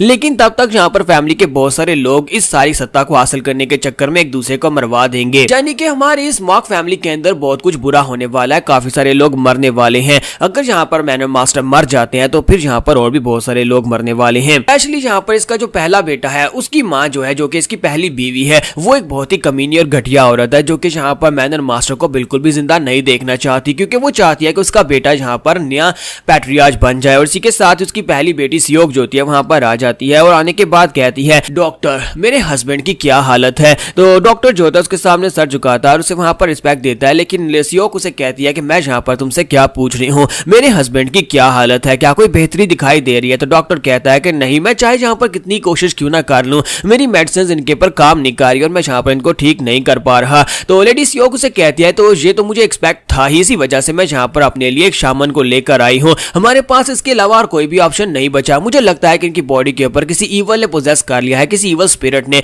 इसी वजह से मैं अपने साथ एक शामन को लेकर आई हूँ। डॉक्टर की बात सुनने के बाद कहता है कि लेडी मैंने आपसे पहले भी कहा था कि शामन वगैरह कुछ नहीं होते और इस तरह की ईवल स्पिरिट्स कुछ भी नहीं होती, आप यहाँ पर फजूल में टाइम वेस्ट कर रही हैं, मेडिसिन के जरिए से इनको ठीक किया जा सकता है। तो लेडी सियोक उसे कहती है तो फिर इसको ठीक करो ना, तुम जहाँ पर क्या कहना चाहते हो कि मैं जहाँ पर कुछ भी ना करूँ और मेरा हस्बैंड जहाँ पर चुपचाप मर जाए। तो डॉक्टर आगे से खामोश हो जाता है। तो इसी के साथ ही लेडी सियोक कहती है कि मैं इस बुढ़े खूसट की और बातें नहीं सुनना चाहती, डॉक्टर को उठाओ और जाकर बाहर फेंकाओ। मेरे हस्बैंड इस वक्त बहुत ही बुरी तरह से बीमार है और कोई इनकी बीमारी को पकड़ नहीं पा रहा और मुझे लगता है कि इस वक्त हमें एक शामन की ही जरूरत है जो कि इनकी बॉडी के अंदर जो भी इवल स्पिरिट होगी उसको बाहर निकाल देंगे। इसके साथ ही डॉक्टर बेचारे को धक्के देकर वहां पर से बाहर निकाल दिया जाता है और उसके बाद लेडी सियोक कहती है कि शामन को जल्दी से अंदर बुलाया जाए। शामन जहां पर आएगा मेन हॉल के अंदर आकर इनके ऊपर अपने स्पेशल चार्म्स को एक्टिवेट करेगा और उसके बाद इसकी बॉडी ठीक हो जाएगी। और साथ ही वो कहती है कि मेन हॉल में कोई भी नहीं होना चाहिए, सभी को यहाँ पर से बाहर निकाल दो। दूसरी तरफ का सीन दिखाते हैं कि गोचान जो होता है वो हमारे जियोंग को सारी की सारी स्टोरी सुना देता है, उसको सब कुछ बता देता है कि यहाँ पर मॉक फैमिली क्या कुछ चल रहा है। तो वो कहता है तो अब मुझे समझ आएगी यहाँ पर क्या हो रहा है। तो वो कहता है तो चलो फिर ठीक है, चलो यहाँ से बाहर निकलते हैं। तो गोचान कहता है कि तुम कहाँ पर जा रहे हो। तो वो कहता है मैं और कहाँ पर जाऊंगा, मैं सीधा मेन हॉल की तरफ जा रहा हूँ जहाँ पर मैं जाकर मैनर मास्टर से मिल सकूं। हमारा जियोंग जो होता है वो रूम से बाहर निकल आता है और इसी के साथ ही गोचान भी उसके साथ साथ उसके पीछे पीछे ही होता है। तो हमारा जियोंग उसे कहता है तो तुम्हारे कहने का मतलब यह है कि तुम्हारा जो मास्टर कैम है, मास्टर कैम ने यहाँ पर मुझे फंसाने की कोशिश की है, यानी कि वो थर्ड यंग मास्टर का साथ दे रहा था, उसका हम शक्ल ढूंढकर वो मुझे यहाँ पर लेकर आए और उसके बाद फर्स्ट यंग मास्टर जो है और सेकंड यंग मास्टर उन दोनों को एक ही जगह के ऊपर बुलाया जाए जहां पर एक फाइट शुरू हो जाए और वो दोनों जो है उनमें से सेकंड यंग मास्टर मुझे मार डालेगा और सेकंड यंग मास्टर के मुझे मारने के बाद फर्स्ट यंग मास्टर जो है उसके ऊपर अटैक करेगा और first young master second young master को मार डालेगा, या फिर second young master first young master को मार डालेगा और उसके बाद वो लोग मुझे मार डालेंगे। तो इस तरह यहाँ पर ये सारे का सारा प्लान तुम लोगों ने सॉर्ट आउट किया हुआ था कि जहां पर तीनों यंग मास्टर जो है वो आपस में फाइट करके मर जाएंगे और उसके बाद असली का जो थर्ड यंग मास्टर होगा जो कि मेरी जगह के ऊपर है, यानी कि वो यहाँ पर वापस आ जाएगा और असली के यंग मास्टर के वापस आने के बाद उनके पास कोई ऑप्शन नहीं बचेगा क्योंकि फोर्थ यंग मास्टर जो है वो एक नाजायज माँ की औलाद है, इसी वजह से उसे यहाँ पर पैट्रियार्च बनने का हक नहीं है और इसी वजह से ये जो फाइट स्ट्रगल है ये तीन यंग मास्टर्स के दरमियान में ही होने वाली है और थर्ड यंग मास्टर के वापस आने के बाद तुम लोग जो हो उसे डायरेक्टली यहाँ पर थर्ड यंग मास्टर से पैट्रियार्च बना दोगे। तो अगर देखा जाए तो यहाँ पर इस सारे के सारे प्लान के अंदर मेरे लिए तो सिर्फ एक ही ऑप्शन था कि मुझे यहाँ पर आकर उस थर्ड यंग मास्टर की जगह के ऊपर मरना था ताकि यहाँ पर एक फाइटिंग को ट्रिगर किया जा सके। लेकिन मास्टर कैम बेचारे को क्या पता था कि यहाँ पर सब कुछ उल्टा होने वाला है। मैंने यहाँ पर उनके एक मोहरे को रास्ते से हटा दिया और उसके बाद अब यहाँ पर मैं हूँ, तो क्यों ना मैं यहाँ पर बाकी के तीनों को हटा दूं और उसके बाद मैं ही यहाँ का पैट्रियार्च बन जाऊं। तो गोचान उसे कहता है कि यंग मास्टर आप यहाँ पर मैनर मास्टर से मिलने के लिए क्यों जा रहे हैं। तुम्हारा जियोन उसे कहता है कि तुम्हें क्या लगता है कि मैं यहाँ पर उससे मिलने के लिए क्यों नहीं जाऊंगा। मेरा जिंदा रहना और मेरा मरना मैनर मास्टर के जिंदा रहने और मरने के ऊपर डिपेंड करता है, क्योंकि अगर वो मरेंगे तो यहाँ पर फाइटिंग स्टार्ट हो जाएगी, अगर वो जिंदा रहेंगे तो फाइटिंग रुक जाएगी। इसी वजह से मैं उससे मिलने के लिए जा रहा हूँ। तो वो उसे कहता है लेकिन अगर यहाँ पर किसी ने आपको चलते फिरते देख लिया और गार्ड कैंप को इस बारे में पता चल गया तो फिर क्या होगा। तो इसी के साथ ही हमारा जियोन उससे पूछता है कि मैं चाहता हूँ कि तुम यहाँ पर इस बात को उससे सीक्रेट रखो, क्योंकि मुझे पता है कि गार्ड गोचैन तुम बहुत ही अच्छे इंसान हो, तुम यहाँ पर इस बात को उससे सीक्रेट रखोगे। तो इसी के साथ ही नेक्स्ट सीन में लेडी सियोक को दिखाता है कि लेडी सियोक ने जिस शामन को बुलाया होता है वो शामन वहां पर आ जाता है और आने के बाद कहता है तो क्या मैं जाकर मैनर मास्टर से मिल सकता हूँ, क्या मैं उनके ऊपर जाकर अपने चार्म्स को परफॉर्म कर सकता हूँ, यानी अपने रिचुअल्स को परफॉर्म कर सकता हूँ। तो वो उसे कहती है हाँ क्यों नहीं, तुम वहां पर जा सकते हो। मैंने यहाँ पर तुम्हारे मिराकल्स के बारे में बहुत कुछ सुना है कि तुम यहाँ पर बहुत सारे बीमारों को ठीक कर चुके हो, मेरे हस्बैंड को भी एक बहुत ही मिस्टीरियस बीमारी हो गई है, तो क्या तुम उसको ठीक कर सकते हो। तो वो कहता है हाँ क्यों नहीं, मैं यहाँ पर उसको ठीक कर दूंगा। अगर यहाँ पर उसकी हालत ज्यादा खराब ना हुई, अगर कोई ज्यादा पावरफुल इवल स्पिरिट नहीं हुई तो मैं उसको यहाँ पर से एक्सोक्राइज कर दूंगा और आपका हस्बैंड बिल्कुल ठीक हो जाएगा। जिस तरह से आपसे रिक्वेस्ट किया था कि यहाँ पर मेन बिल्डिंग के अंदर कोई भी नहीं होना चाहिए, कोई एक जिंदा इंसान नहीं होना चाहिए, सभी लोग यहाँ पर से दूर होने चाहिए, क्या आपने ये सब कुछ कर दिया। तो वो कहती है हाँ मैंने सब कुछ कर दिया है, जो भी लोग थे वो सारे के सारे जा चुके हैं, जहाँ तक कि उनका पर्सनल गार्ड भी वहाँ पर नहीं है। तो शामन उसे कहता है कि मैडम आपको भी यहाँ पर से जाना पड़ेगा। तो मैडम सियोक उसे कहती है कि मैं तो चली जाऊंगी लेकिन हमारे वादे को मत भूलना, तुम्हें वहां पर जाने के बाद उसकी बॉडी के अंदर से दो चीजें मुझे निकाल कर देनी होंगी, एक मास्टर की सील और दूसरा सीक्रेट मैनुअल। वहां पर जैसे तैसे करके मुझे पता करके दो कि उसने ये दोनों चीजें कहां पर छुपा कर रखी हैं। मुझे इस बात से फर्क नहीं पड़ता कि मेरा हस्बैंड जिंदा रहता है या मरता है, लेकिन उसकी बॉडी के अंदर जो कुछ भी है जैसे कैसे करके तुम्हें उससे ये दोनों राज गुलवाने होंगे। जहां पर हम लोग अपनी एपिसोड 04 का एंड करेंगे और नेक्स्ट एपिसोड में देखेंगे कि मैडम सियोक यहाँ पर अपने हस्बैंड को बचाना भी चाहती है या नहीं। तो आगे क्या होने वाला है नेक्स्ट एपिसोड में देखते हैं। तो लास्ट एपिसोड के एंड पे हमने देखा था कि शामन आ चुका है। शामन के आने के बाद लेडी सियोक उसे कहती है कि मुझे यहाँ पर मैनर मास्टर की सील और साथ में सीक्रेट मैनुअल, मुझे उन दोनों का राज पता चलना चाहिए कि वो कहाँ पर छुपा कर रखे गए हैं, चाहे इसके लिए तुम्हें कोई भी तरीका क्यों ना यूज करना पड़े, चाहे मेरा हस्बैंड वहां पर जिंदा रहता है या मरता है, मुझे इस बात से फर्क नहीं पड़ता। और शामन उसे कहता है जी मैडम, मैं यहाँ पर आपका काम पूरा करूंगी। और मैडम वहां पर बाकी सभी लोगों से कहते हैं कि सभी लोग मैनर को खाली करो, कोई भी वहां पर नहीं होना चाहिए। सभी लोग वहां पर से बाहर आ जाते हैं। मेन मैनर से बाहर आते हुए लेडी सियोक जो है वहां पर फोर्थ जंग मास्टर की तरफ देखती है, जो कि अपने पैलेस के बाहर वहां पर ग्राउंड में ट्रेनिंग कर रहा होता है। तो वो उसकी तरफ देखती है, उसे देखती वहां पर उसे बहुत ज्यादा गुस्सा आता है, क्योंकि वो एक जैशा का बेटा होता है, यानी कि वो एक वैश्या का बेटा होता है जिसके साथ उसने नाजायज संबंध रखे हुए थे और वहां पर से उसका एक बेटा हो गया था। तो उसे देखती हुए बहुत ज्यादा गुस्सा हो जाती है और कहती है कि मैं यहाँ पर जब इस लड़के को देखती हूँ मुझे बहुत ज्यादा गुस्सा आता है, क्योंकि इस फैमिली का पैट्रियार्च बनने का हक सिर्फ और सिर्फ मेरे बेटे को है। किसी वैश्या के बेटे को मैं यहाँ पर पैट्रियार्च बिल्कुल भी नहीं बनने दूंगी, चाहे वो मार्शल आर्ट्स में मेरे बेटे से कितना ही अच्छा क्यों ना हो। ऐसी लेडी सियोक अपने लोगों को लेकर वहां पर से दीवार के पीछे साइड के ऊपर चली जाती है। इसी से साथ ही साइड के ऊपर से हमारा जियोंग निकल कर आ जाता है। तो जियोंग चलते चलते आगे बढ़ता है, साथ ही वो कहता है लगता है कोई यहाँ पर है। वो साइड के ऊपर वहां पर फोर्थ जंग मास्टर की तरफ देखता है। तो गो चान उसे कहता है कि ये हमारा फोर्थ जंग मास्टर है जो कि मार्शल आर्ट्स की ट्रेनिंग कर रहा है। तो हमारा जियोन उसे कहता है अच्छा इसका मतलब यह है कि यही वो लड़का है जिसका नाम मार्क यू चुन है। और साथ ही वो उसकी तरफ देखता है और साथ ही उसने क्योंकि उसका मैनुअल पढ़ा होता है तो उसके ऊपर लिखा होता है कि ये मार्शल आर्ट्स में बहुत ज्यादा अच्छा है, इसकी मार्शल आर्ट्स प्रोग्रेस बाकी के दोनों यंग मास्टर से बहुत ज्यादा अच्छी है, क्योंकि ये एक नाजायज बेटा है, इसी वजह से ये सारा का सारा टाइम मार्शल आर्ट्स को सीखने में ही लगा देता है। लेकिन क्योंकि नाजायज बेटा है इसी वजह से इसे फैमिली में ज्यादा रेपुटेशन और ज्यादा रिस्पेक्ट नहीं मिल रही। लेकिन इसके फादर जो है इसे बहुत ज्यादा प्यार करते हैं और इसके फादर इसे बहुत ज्यादा रिस्पेक्ट भी देते हैं, क्योंकि ये बाकी दोनों से ज्यादा बेहतर है इसी वजह से। तुम्हारा जियोन जो होता है वो गोचान से कहता है कि क्या ये वाकई में मार्शल आर्ट सीख रहा है, क्या इस तरह खड़े रहने से मार्शल आर्ट्स आ जाती है। तो गोचान उसे बताता है कि वो यहाँ पर अपनी थाइस को मजबूत करने की कोशिश कर रहा है, इसे हॉर्स डांस कहते हैं। हॉर्स डांस में हम लोग यहाँ पर घंटों तक इस तरह खड़े रहते हैं जिससे हमारे नीचे के मसल जो है वो स्ट्रॉन्ग होते हैं। अगर हम मार्शल आर्ट सीखना चाहते हैं तो हमें नीचे की बॉडी को मजबूत करना पड़ता है। तो इसी के साथ ही हमारा जियोन जो होता है उसे कहता है कि गोचान मुझे एक बात तो बताओ, अगर मैं यहाँ पर मार्शल आर्ट सीख लेता हूँ तो क्या मैं गार्ड कैंप को मार सकता हूँ। सुनते ही गोचान बेचारे को एक झटका लगता है। तो साथ ही हमारा जियोन से कहता है कि मैंने यहाँ पर तुमसे सवाल पूछा, मैंने तुमसे पूछा कि अगर मैं मार्शल आर्ट सीख लेता हूँ तो क्या मैं गार्ड कैंप को मार सकता हूँ, क्या मार्शल आर्ट सीखने के बाद मैं इतना स्ट्रॉन्ग हो जाऊंगा। तो गोचान जो होता है वहां पर सोच रहा होता है कि ये यहाँ पर अचानक से क्या सवाल करने लगा है, क्या ये यहाँ पर वाकई में गार्ड कैंप को मारना चाहता है। इसे इस बारे में पता तो नहीं चल गया कि हम लोग यहाँ पर अपना प्लान चेंज करने वाले हैं और हम लोग किसी और यंग मास्टर का साथ देकर इसको फिर भी मरवाने वाले हैं ताकि हम इसे रास्ते से हटा दें। लेकिन मुझे यहाँ पर इसके सवाल का जवाब तो देना ही पड़ेगा। और इसी के साथ ही गोचान उसे कहता है कि मैं तुम्हें यहाँ पर मार्शल आर्ट्स के बारे में बताता हूँ, अगर तुम यहाँ पर अभी मार्शल आर्ट सीखना स्टार्ट करते हो तो तुम फर्स्ट लेवल के ऊपर रहोगे और उसके बाद मार्शल आर्ट्स के अंदर बहुत सारे लेवल्स होते हैं जिसमें हमें ब्रेक थ्रू करना पड़ता है। अपनी इंटरनल एनर्जी को जब तक तुम गैदर करना स्टार्ट नहीं करोगे तब तक तुम मार्शल आर्ट्स की स्पेशल टेक्निक्स को परफॉर्म नहीं कर पाओगे, क्योंकि मास्टर कैम जो है इस वक्त तुमसे 30 साल ज्यादा है उनके पास मार्शल आर्ट्स का एक्सपीरियंस और 30 साल ज्यादा तुम्हारे उनके पास इंटरनल एनर्जी है। इसका मतलब यह है कि उनके पास 30 साल ज्यादा मार्शल आर्ट्स का एक्सपीरियंस है। अगर तुम मार्शल आर्ट्स सीख भी लेते हो तब भी तुम उन्हें मार्शल आर्ट्स में नहीं हरा सकते, क्योंकि वो तुमसे ज्यादा पावरफुल है और उनकी पावर लेवल और उनका कल्टीवेशन लेवल तुमसे ज्यादा है। फिलहाल के लिए तो तुम उन्हें नहीं हरा पाओगे। अगर तुम यहाँ पर 10-12 साल तक कल्टीवेट करते हो तो हो सकता है कि तुम उनसे फाइट करने लायक हो जाओ। तो साथ ही वो अंदर से सोच रहा होता है कि ये लड़का चाहे सारी जिंदगी भी यहाँ पर कल्टीवेट क्यों ना करे, मार्शल आर्ट्स क्यों ना सीखे, ये कभी भी गार्ड कैंप को नहीं हरा पाएगा। और इसी के साथ ही हमारा जियोन वहां पर सोच रहा होता है कि मुझे लगता है कि यहाँ पर मार्शल आर्ट्स को सीखने के लिए टाइम की जरूरत पड़ेगी और मार्शल आर्ट्स के अंदर लेवल्स होते हैं, यानी कि अगर मैं एक खास लेवल पर पहुंच जाता हूं तब मैं यहाँ पर अपने से अपर लेवल के इंसान को बड़ी आसानी से हरा पाऊंगा या सेम लेवल के बंदे को हरा पाऊंगा। गोचान जो होता है वहां पर पीछे खड़ा हंस रहा होता है और साथ ही अंदर के अंदर सोच रहा होता है, क्योंकि यहाँ पर इंटरनल एनर्जी को चैनलाइज करने के लिए खास उम्र होती है जहां पर हमें अपनी बचपन से ही इसको स्टार्ट करना पड़ता है। 9-10 साल की उम्र में हम लोग अगर यहाँ पर अपनी इंटरनल एनर्जी को चैनलाइज करते हैं तभी हम लोग यहाँ पर मार्शल आर्ट्स में अपनी इंटरनल एनर्जी को यूज कर सकते हैं।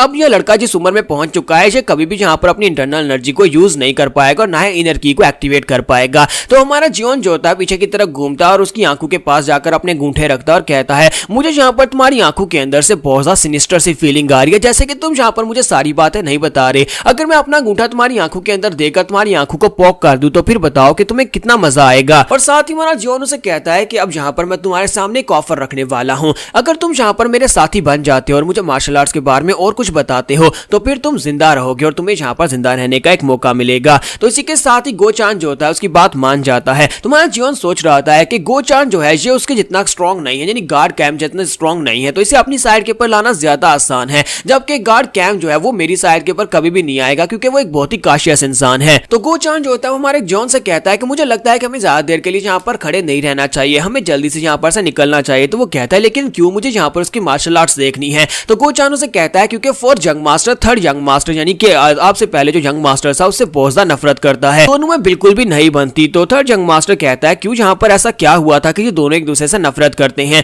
तो गोचान उसे बताता है कि तकरीबन 2 साल पहले जहाँ पर थर्ड यंग मास्टर ने इस फोर्थ यंग मास्टर की माँ के बारे में कहा था कि वो एक बहुत ही घटिया औरत है जो कि दूसरे मर्दों के साथ सोती है, जिसकी वजह से इस फोर्थ यंग मास्टर को बहुत ज्यादा गुस्सा आया था। तो हमारा जीवन उसे कहता है क्या वाकई में जहाँ पर उसने ऐसा कहा था, अगर जहाँ पर किसी ने इसकी माँ को ऐसा कहा था उसके बाद भी जहाँ पर उस बंदे के दोनों हाथों और दोनों पांव सलामत है, इसका मतलब यह है कि ये लड़का वाकई में बहुत ज्यादा भोंदू और शरीफ इंसान है जो इसने यहाँ पर थर्ड यंग मास्टर के साथ ऐसा नहीं किया। हमारा जीवन वहां पर हंसना शुरू कर देता है और कहता है चलो फिर यहाँ से चलते हैं, मुझे ये फोर्थ यंग मास्टर काफी ज्यादा पसंद आया, ये तो काफी ज्यादा अच्छा और नाइस इंसान है। इसके साथ ही जॉन जो होता है वो गोचान को अपने साथ लेकर वहां पर से आगे बढ़ जाता है। तो वो लोग मेन मैनर की तरफ जा रहे होते हैं जहां पर शामन पहले से अपनी पूरी तैयारी कर चुका होता है। तो शामन ने अंदर जाने के बाद वहां पर अपनी धागे बांध लिए होते हैं और धागे बांधकर वहां पर अपने तलिस्मन वगैरह निकाल लिए होते हैं और मैनर मास्टर की बॉडी उसके सामने पड़ी होती है जहां पर उसने उनकी बॉडी के साथ भी धागे बांध रखे होते हैं। मैनर मास्टर की बॉडी के ऊपर ऐसे लग रहा होता है जैसे कि उनकी बॉडी के अंदर पॉइजन है, लेकिन असल में ये ईवल स्पिरिट का ही काम होता है। तो वो जो शामन होता है वो कहता है कि मुझे तो यही लगा था कि जहां पर इनकी बॉडी के अंदर कोई पॉइजन होगा,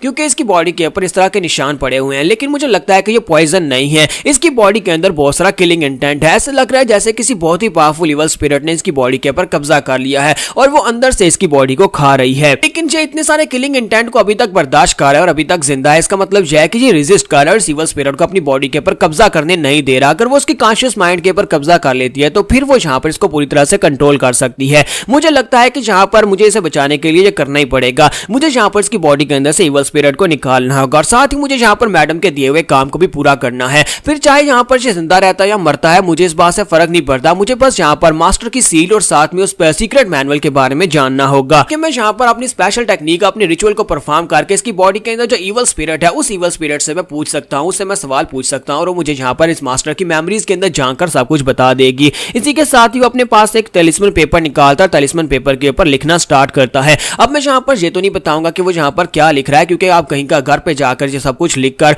कहीं ईवल स्पिरिट्स को बुलाना शुरू ना कर दें, इसी वजह से मैं आपको ये सब कुछ नहीं बताऊंगा। तो वो शामन जो होता है वहां पर पेपर के ऊपर लिखने के बाद उस पेपर को हवा में उड़ाता है, जो कि सीधा उड़ता हुआ जाकर मास्टर की बॉडी के ऊपर जहां पर वो निशान होता है नीले कलर का उसके ऊपर जाकर खुद ही चिपक जाता है और जैसे वो निशान वहां पर चिपकता है वहां पर जबरदस्त एनर्जी निकलना स्टार्ट होती है और इसी के साथ ही शामन जो होता है वहां पर अपना रिचुअल परफॉर्म करना स्टार्ट करता है। तो उसका मेन मकसद यहाँ पर उसकी बॉडी के अंदर से यानी मैनर मास्टर की बॉडी के अंदर से ईवल स्पिरिट को बाहर निकालना है ताकि वो बाहर निकले और उसे यहाँ पर उसके सवालों के जवाब दे सके। तो यहाँ पर हम लोग अपनी एपिसोड 05 का एंड करेंगे और नेक्स्ट एपिसोड में देखेंगे जब हमारा जियोन यहाँ पर जबरदस्ती अंदर घुस आएगा तो उस वक्त क्या होगा। तो गाइस कैसे हैं आप सब लोग, ट्रू डीमन के एपिसोड 06 के साथ हाजिर हो। तो लास्ट एपिसोड के एंड पे हमने देखा था कि शामन जो था उसने अपना रिचुअल शुरू कर दिया होता है जहां पर वो अपने एक तलिस्मन को मास्टर की बॉडी के साथ चिपकाता है और साथ ही वहां पर उसकी सोल को उसकी बॉडी के अंदर से ईवल स्पिरिट को बाहर निकालने की कोशिश करता है। लेकिन उसे पता चलता है कि इसकी बॉडी के अंदर जो ईवल स्पिरिट है वो बहुत ज्यादा स्ट्रॉन्ग है और वो इतनी आसानी के साथ बाहर नहीं निकलने वाली। और इसी के साथ ही वहां पर वो और भी ज्यादा स्पेशल मंत्र बोलना स्टार्ट करता है। जैसे जैसे वो स्पेशल मंत्र बोल रहा होता है वैसे वैसे मास्टर की बॉडी के अंदर से वो ईवल स्पिरिट जो होती है वो चिल्ला होती है और इसी के साथ उसे महसूस होता है जैसे कोई बाहर है। तो वो कहता है कि ये कौन है, मैडम ने तो कहा था कि यहाँ पर इस पूरे एरिया को खाली करवाया गया है, क्योंकि अगर इस एरिया को खाली ना करवाया गया और कोई यहाँ पर आ गया तो फिर मैं डिस्टर्ब हो गया, बीच में किसी ने डिस्टर्ब कर दिया तो फिर यहाँ पर ये मेरे पर भी भारी पड़ सकता है। और इसी के साथ दिखाते हैं कि जैसे वो पीछे की तरफ देख रहा था इसी के साथ ही उस मास्टर की बॉडी के अंदर ईवल स्पिरिट जो होती है और भी ज्यादा जोर पकड़ लेती है और वहां पर जबरदस्त एनर्जी निकलना शुरू हो जाती है और शामन बेचारा पीछे जाकर दीवार के साथ टकराता है। जैसे वो दीवार के साथ टकराता है तो वहीं पर से हमारा जियोन और गार्ड गोचान दोनों वहां पर से निकलकर अंदर आ जाते हैं।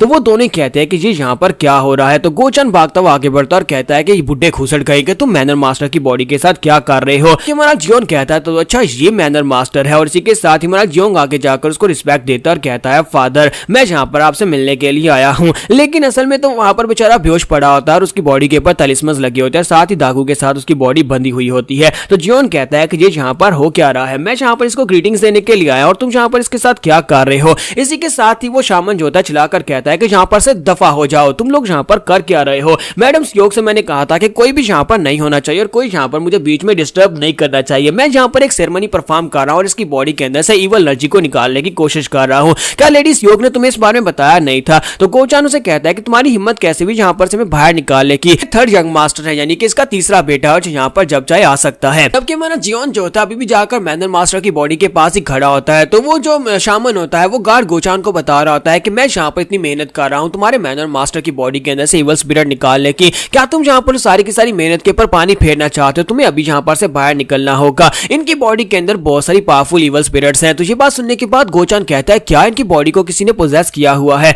और इसी के साथ ही शामन उसे कहता है कि प्लीज यहाँ पर से जाओ, तुम लोग यहाँ पर चीजों को खराब कर रहे हो। अगर तुम लोग यहाँ पर रुके रहे तो फिर सब कुछ गलत हो जाएगा। इसी के साथ ही दिखाते हैं कि मास्टर की बॉडी वहां पर अपने आप हिलना शुरू हो जाती है। जबकि हमारा जियोन वहां पर खड़ा होकर देख रहा होता है कि जी यहाँ पर इनकी बॉडी के साथ क्या हो रहा है। तो मास्टर जो होते हैं उनका मुंह वहां पर अपने आप खुल जाता है। तो वो कहते हैं कि ये तो कोई बहुत ही मिस्टीरियस बीमारी लगती है, लेकिन ये कोई मिस्टीरियस बीमारी नहीं होती कि उसकी बॉडी के अंदर वाकई में एक इवल स्पिरिट होती है। तो जैसे वहां पर इवल स्पिरिट उसकी बॉडी के ऊपर कंट्रोल कर दिया है तो उसके फादर की बॉडी अपने आप वहां पर हवा में उड़ना शुरू हो जाती है। तो ये देखने के बाद वो सभी लोग बहुत ज्यादा हैरान होते हैं। तो शामन कहता है कि ये क्या, लगता है कि इवल स्पिरिट ने मैनर मास्टर की बॉडी के ऊपर कब्जा कर लिया है, हम दोनों यहाँ पर लेट हो गए हैं। और इसी के साथ ही वो उनसे कहता है कि प्लीज जल्दी करो, जाकर इसको पकड़ कर रखो।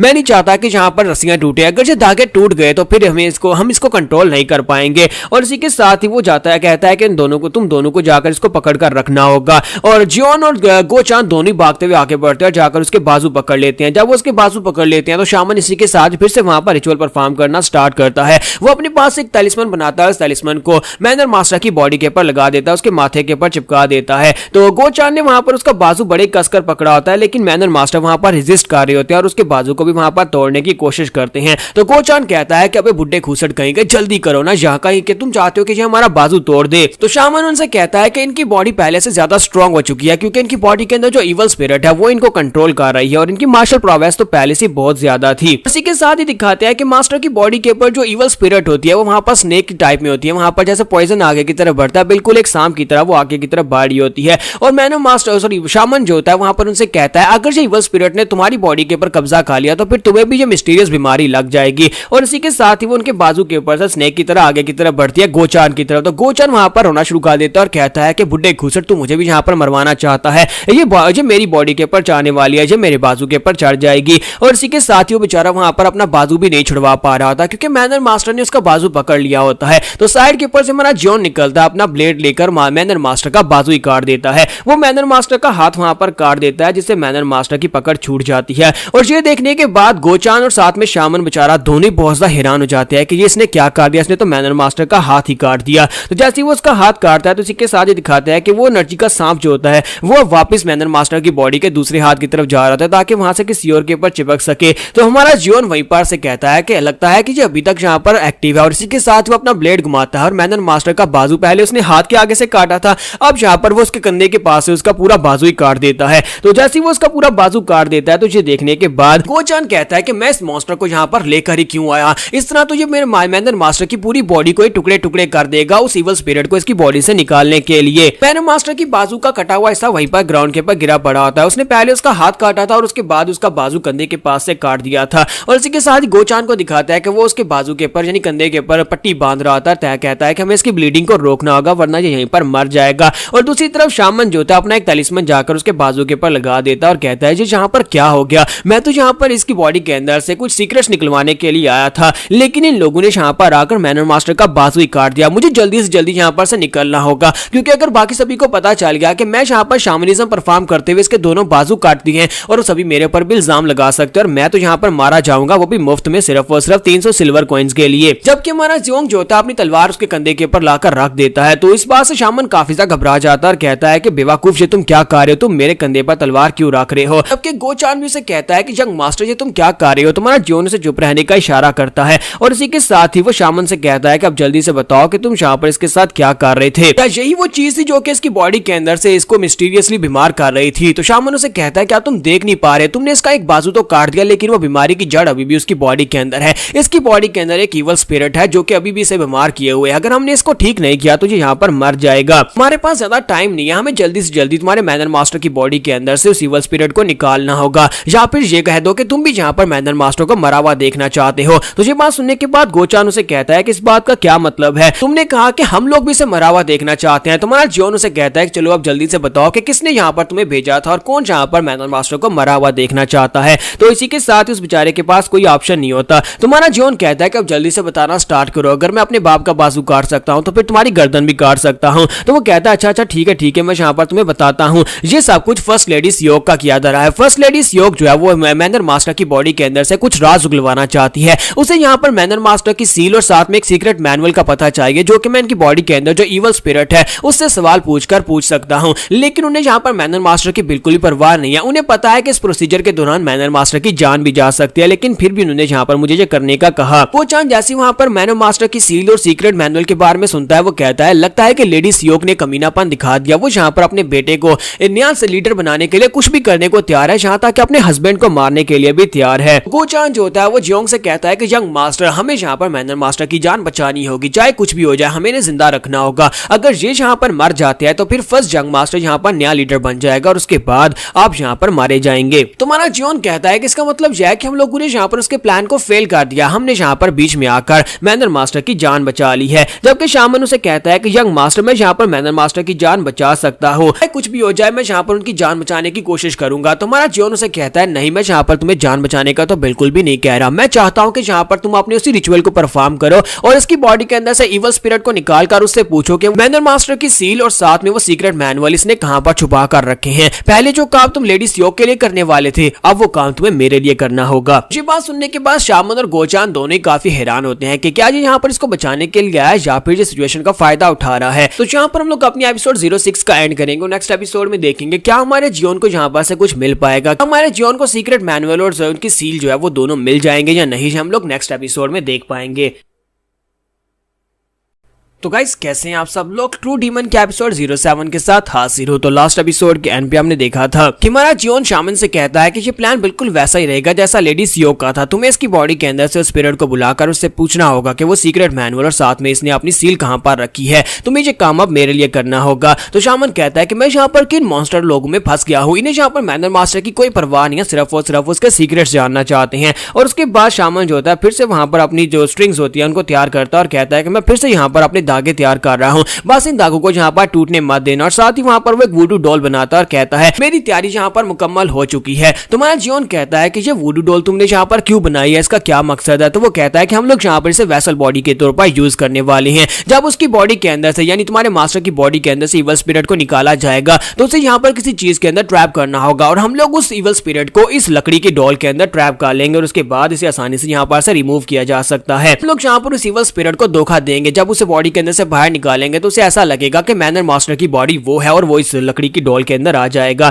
तो शामन कहता है कि अब मैं यहाँ पर परफॉर्म करने लगा हूं और इसी के साथ ही वो वहां पर बैठ जाता है, फिर से वहां पर मंत्र बोलना शुरू करता है। और मैं यहाँ पर फिर से आपको वो सारे मंत्र बिल्कुल नहीं बताऊंगा, कहीं आप लोग अपने घर में कोई शैतान ना बुला लेना जिसके बाद आपकी पूरी की पूरी फैमिली पोजेस हो जाए। मैं ऐसा बिल्कुल भी नहीं चाहता कि मेरे सब्सक्राइबर्स कम हो जाए। इसी के साथ ही दिखाते हैं कि थोड़ा सा रिचुअल परफॉर्म होने के बाद ही वहां पर से उस हाथ के अंदर से उनके कटे हुए बाजू के अंदर से एक इवल स्पिरिट का हाथ निकलता है जो कि उस लकड़ी की डोल को अपने हाथ में पकड़ लेता है। और दूसरी तरफ मास्टर की बॉडी के अंदर जो उसकी रियल बॉडी होती है वो भी वहां पर चिल्ला रही होती है, जिससे मास्टर वहां पर जोर जोर से चिल्लाना शुरू कर देते हैं। गोचान और जियोन जो होते हैं, जियोन तो इतना हैरान नहीं होता लेकिन गोचान काफी ज्यादा डरा हुआ होता है। और इसी के साथ ही शामन वहां पर अपने मंत्र को ज्यादा तेज करता है, वो बड़ी तेजी के साथ मंत्र बोल रहा था लेकिन उसे समझ आ जाती है कि ये इवल स्पिरिट बहुत ज्यादा पावरफुल है और जो इस लकड़ी की डोल के अंदर ट्रैप नहीं होने वाली। तो वो कहता है कि मर्डरस एनर्जी इतनी ज्यादा है कि अगर मैंने यहाँ पर इसको फोर्सफुली बाहर निकालने की कोशिश की तो ये इवल स्पिरिट आजाद हो जाएगी। अगर वो एक बार आजाद होगी तो यहाँ पर हम तीनों में से किसी एक की बॉडी के अंदर चली जाएगी। इसी के साथ ही वो कहता है कि मैं यहाँ पर क्या करूं, अगर मैंने इस लड़के से कहा भी तो ये मेरी बात नहीं सुनेगा क्योंकि ये पागल है। और इसी के साथ ही वो कहता है मुझे लगता है कि मैं इस गार्ड को यहाँ पर से बेच देना चाहिए, क्योंकि उसे वहां पर एक आइडिया आता है कि मैं तो यहाँ पर अपने तलिस्मन से बच जाऊंगा लेकिन अगर मैं इस इवल स्पिरिट को इस लड़के की बॉडी के अंदर डाल देता हूं तो मैं भी यहाँ पर से निकल सकता हूं। और इसी के साथ ही वो कहता है कि गार्ड तुम यहाँ पर से चले जाओ, इवल स्पिरिट बहुत ज्यादा पावरफुल है और तुम यहाँ पर रुके तो फिर तुम्हारे लिए मुश्किल हो जाएगी। और और इसी के साथ ही गोचान वहां पर से बाहर चला जाता है। गोचान के वहां पर से चले जाने के बाद शामन वहां पर फिर से वहीं पर वही तलिस्मान मंत्र बोलना शुरू करता है। जब वो वहां पर मंत्र बोलना शुरू करता है तो इवल स्पिरिट को फोर्सफुली वहां पर से बाहर निकालने की कोशिश कर रहा होता है और इसी के साथ इवल स्पिरिट अंदर से बोलती है और कहती है, कौन है जो यहाँ पर मुझे बुलाने की कोशिश कर रहा है। तो शामन कहता है कि लगता है कि इवल स्पिरिट अब सवालों के जवाब देने के लिए तैयार है। इसी के साथ ही वो कहता है कि मेरा रिचुअल यहाँ पर कंप्लीट होने वाला है और साथ ही वहां पर कहता है कि मैं तुमसे एक सवाल पूछना चाहता हूँ। ऐसी वहां पर 2-3 बार वहां पर रिचुअल को परफॉर्म करके उसे कहता है कि मैं सवाल पूछना चाहता हूँ, क्योंकि वो यहाँ पर रिचुअल परफॉर्म कर रहा था जिसकी वजह से इवल स्पिरिट को भी काफी ज्यादा दर्द हो रहा होता है। तो वो कहती है, पूछो तुम्हें क्या सवाल पूछने हैं। तो वो उससे पूछता है कि बताओ कि वो सीक्रेट सील और साथ में सीक्रेट मैनुअल कहां पर हैं। तो वो उसे बताता है कि तुम्हें यहाँ पर से pass the front door stone door, पहले वो टुकड़ों में यहाँ पर इस तरह की बात करता है, फिर साथ ही उसे बताता है कि तुम्हें यहाँ पर से सीधा मेडिसिनल हॉल में जाना होगा। वहां पर अंडरग्राउंड में एक चैम्बर है, उस चैम्बर के अंदर सीक्रेट मास्टर की सील और साथ में वहां पर सीक्रेट मैनुअल दोनों उस अंडरग्राउंड में रखे हुए हैं। यानी मेडिसिनल हॉल के अंदर वहां पर एक सीक्रेट चैम्बर है अंडरग्राउंड में, उसके अंदर दोनों चीजें रखी हुई हैं। और इसी के साथ ही वहां पर से और ज्यादा इवल स्पिरिट के हाथ निकलना शुरू हो जाते हैं जो कि उस वुडू डॉल को पूरी तरह से क्रश करना शुरू कर देते हैं, क्योंकि वहां पर इवल स्पिरिट बहुत ज्यादा पावरफुल होती है और शामन को ये बात पहले से पता थी। और जैसे वहां पर वो इवल स्पिरिट जो होती है निकलना शुरू होती है, इसी के साथ ही वो उस स्ट्रिंग के रास्ते से ऊपर की तरफ जा रही होती है, उसके हाथ जो होते हैं वो आगे की तरफ बढ़ रहे होते हैं। शामन जो होता है हमारे जियोंग से कहता है कि तुम्हें स्ट्रिंग को काटना होगा। वो यहाँ पर पूरी तरह से प्लान कर चुका होता है। जैसे ही हमारा जियोंग उसकी बात सुनने के बाद वहां पर उस रस्सी को काटता है, उस रस्सी के कटने के बाद ही वो हाथ वहीं पर नीचे ग्राउंड के ऊपर गिरता है, क्योंकि रस्सी उसके पांव के पास गिर रही होती है। तो उस रस्सी यानी उस धागे के उसके पांव के पास गिरने के बाद वो इवल स्पिरिट के हाथ जो होते हैं हमारे जियोंग के पैरों के साथ लिपट जाते हैं और उसकी बॉडी के ऊपर चढ़ना शुरू हो जाते हैं। और जैसे हमारा जियोंग जो होता है वो शामन की तरफ देखता है और उसे कहता है कि ये मेरे साथ क्या हो रहा है। तो शामन आगे से डेविली स्माइल देता है और कहता है कि लड़के तुम्हारा खेल खत्म हुआ, तुमने यहाँ पर मुझे फोर्स किया ये सब कुछ करने के लिए, अब यहाँ पर तुम मरोगे, ये इवल स्पिरिट तुम्हारी बॉडी के ऊपर कब्जा कर लेगी। इसी के साथ ही शामन जो होता है वहां पर अपने पास एक तलिस्मन बनाता है और उस तलिस्मन को उसके माथे के ऊपर लगा देता है और कहता है कि चाहे तुम यहाँ पर कितना ही क्यों ना कर लो, तुम एक मार्शल आर्टिस्ट नहीं हो, तुमने मार्शल आर्ट्स नहीं सीखी, इसी वजह से तुम कभी भी इवल स्पिरिट के कंट्रोल से आजाद नहीं हो पाओगे। अब तुम यहाँ पर बिल्कुल एक जिंदा लाश बन जाओगे। इसी के साथ वो फिर से वहां पर बैठकर अपने कुछ रिचुअल तो तलिस्मन्स परफॉर्म करता है। वो कहता है कि मैंने यहाँ पर अपने मिशन को पूरा कर लिया, मैंने यहाँ पर यह भी जान लिया कि वो दोनों चीजें कहां पर पड़ी हुई, मैं लेडी सीओ को जाकर सब कुछ बताऊंगा। मैनर मास्टर भी अभी तक जिंदा है, इवल स्पिरिट भी निकल चुकी है और लेडी सीओ इससे ज्यादा खुश होने वाली हैं कि उनके रास्ते का एक और कांटा रास्ते से हट गया है, क्योंकि ये थर्ड यंग मास्टर था जो कि उनके बेटे के यहाँ पर नया सक्सेसर बनने के रास्ते की रुकावट था। लेडी सीओ मुझे और ज्यादा इनाम देने वाली है। तो यहीं पर से नेक्स्ट सीन जो होता है हमारे जियोंग की इनर सेल्फ का दिखाया जाता है, जहां पर हमारा जियोंग जो होता है उसकी बॉडी के अंदर इवल स्पिरिट घुस चुकी होती है। इवल स्पिरिट उसकी बॉडी के अंदर जाने के बाद कहती है कि इन लोगों की हिम्मत कैसे हुई, जहां पर इन लोगों ने एक पपेट के साथ मुझे धोखा देने की कोशिश की। इन्होंने एक पपेट बनाया हुआ था जो कि रियल बॉडी की तरह था, लेकिन अब जबकि जिसने यहाँ पर पपेट बनाया था मैं उसे बिल्कुल नहीं छोड़ूंगा। तुमने यहाँ पर पपेट बनाया था, वो समझ रहा होता है कि जियोंग ने वो पपेट बनाया था, तो वो एक इवल किंग होता है जो उसकी बॉडी के अंदर होता है। तो वो कहता है कि मैं यहाँ पर तुम्हें माफ नहीं करूंगा, अब मैं यहाँ पर तुम्हारी बॉडी के ऊपर कब्जा कर लूंगा।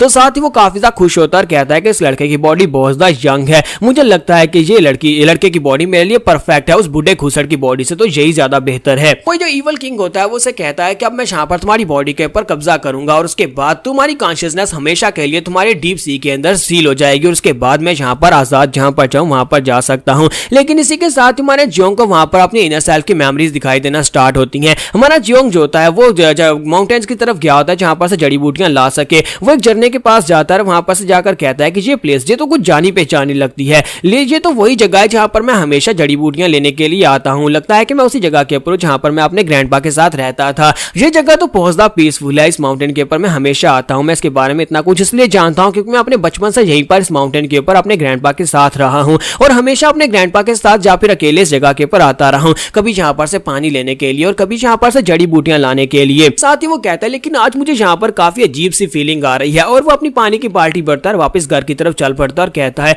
पता नहीं मुझे आज यहाँ पर इतना अजीब सा क्यों महसूस हो रहा है। जैसे वो थोड़ा सा आगे बढ़ता है वो कहता है कि ये क्या, वो धुआं कहां से निकल रहा है। उसे सामने धुआं निकलता हुआ दिखाई देता है और आग लगी होती है जो कि उसके ग्रैंडपा के हाउस की तरफ ही होती है। तो वो कहता है ये तो हमारा घर है ग्रैंडपा और वो बड़ी तेजी के साथ वहां से भागना स्टार्ट करता है। तो जियोंग भागते भागते जैसे वहां पर पहुंचता है तो उसका घर जल चुका होता है, साथ ही उसके ग्रैंडपा की कटी हुई बॉडी वहां पर पड़ी होती है। तुम्हारा जियोंग कहता है कि मेरे ग्रैंडफादर के साथ ये सब कुछ किसने किया होगा, ग्रैंडपा और वहीं पर उसको उठाकर रोना शुरू कर देता है। तो जब वो वहां पर उसको उठाकर रो रहा होता है, इसी के साथ ही इवल किंग उसके पीछे खड़ा होता है। तो वो इवल किंग जो होता है वो कहता है तो अब मुझे समझ आ गई कि इस लड़के की जिंदगी की सबसे बड़ी डिजायर क्या है, किसने अपने ग्रैंडपा को खो दिया और यहाँ पर अपने ग्रैंडपा को दोबारा से देखना चाहता है। अगर मैं इसके ग्रैंडपा इसे दोबारा इसकी कॉन्शियसनेस के अंदर दे देता हूँ तो ये लड़का जो पूरी तरह से मेरे वश में हो जाएगा। इवल किंग कहता है कि तो इस लड़के की यही ख्वाहिश है, ये अपने ग्रैंडपा को जिंदा देखना चाहता है और इसी के साथ इवल किंग वहां पर अपनी पावर्स को यूज करता है। जब वो अपनी पावर्स को यूज करता है तो इसी के साथ ही हमारा जियोंग वहां पर अपनी आंखें बंद करता है और अपनी आंखें खोलता है तो उसके ग्रैंडपा उसके सामने जिंदा खड़े होते हैं।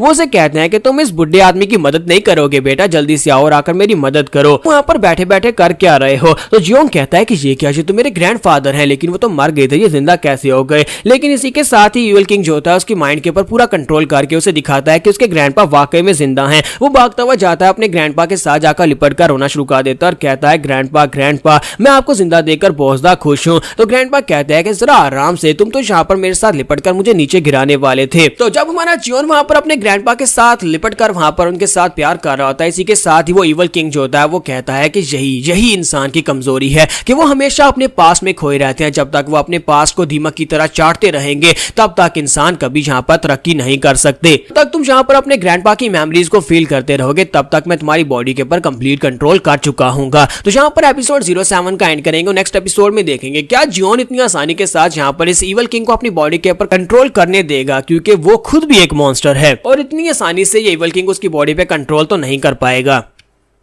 तो गाइस कैसे हैं आप सब लोग? ट्रू डीमन के एपिसोड 08 के साथ हाजिर हूं। तो लास्ट एपिसोड के एंड पे हमने देखा था कि हमारा जियोन जो होता है वो अपनी पुरानी मेमोरीज को चेरिश कर रहा था, जहां पर उसके ग्रैंडफादर को जिंदा किया जाता है और वो अपने ग्रैंडफादर के साथ लिपट कर रो रहा होता है, साथ ही काफी ज्यादा खुश होता है। जबकि वहीं पर इवल किंग खुश हो रहा होता है कि जब तक तुम यहाँ पर अपनी पास की मेमोरीज में खोए रहोगे तब तक मेरे लिए बहुत ज्यादा आसान हो जाएगा, क्योंकि यहाँ पर उसकी मेमोरीज के अंदर उसके लिए ये एक दुनिया क्रिएट करना बहुत ज्यादा आसान है। वो हमेशा अपनी इस दुनिया में अपने ग्रैंडफादर के साथ रह सकता है, जबकि बाहर की दुनिया में इवल किंग उसकी बॉडी को पोजेस करके जो चाहे वो कर सकता है। तो यहाँ पर हमारा जियोन जो होता है उसके ग्रैंडफादर से पूछता है कि ग्रैंडफादर मैं हमेशा से एक सवाल पूछना चाहता था कि आपने यहाँ पर मेरा नाम रखा जियोन, जो कि राइटियस नाम है, आपने मुझे ये नाम क्यों दिया? तो ग्रैंडफादर उसे कहते हैं कि इस बारे में तुम यहाँ पर इस बारे में क्यों पूछ रहे हो? क्या तुम्हें नहीं लगता कि तुम्हारा नाम अच्छा होना चाहिए? इसी के साथ ही वो डीमन किंग जो होता है वो आगे की तरफ बढ़ता है, उसके करीब जाता है और कहता है कि हाँ पूछो अपने ग्रैंडफा से, इस तरह के बहुत सारे सवाल पूछो, तुम हमेशा अपने ग्रैंडफा के साथ यहाँ पर रह सकते हो और बहुत सारे सवाल पूछ सकते हो। यहाँ पर इस स्पेस के अंदर तुम अपने ग्रैंडपा को कभी मरा हुआ नहीं देख पाओगे। और इसी के साथ ही वो उसके करीब पहुंच जाता है, जिससे हमारा जियोन घूमकर उसकी तरफ देखता है।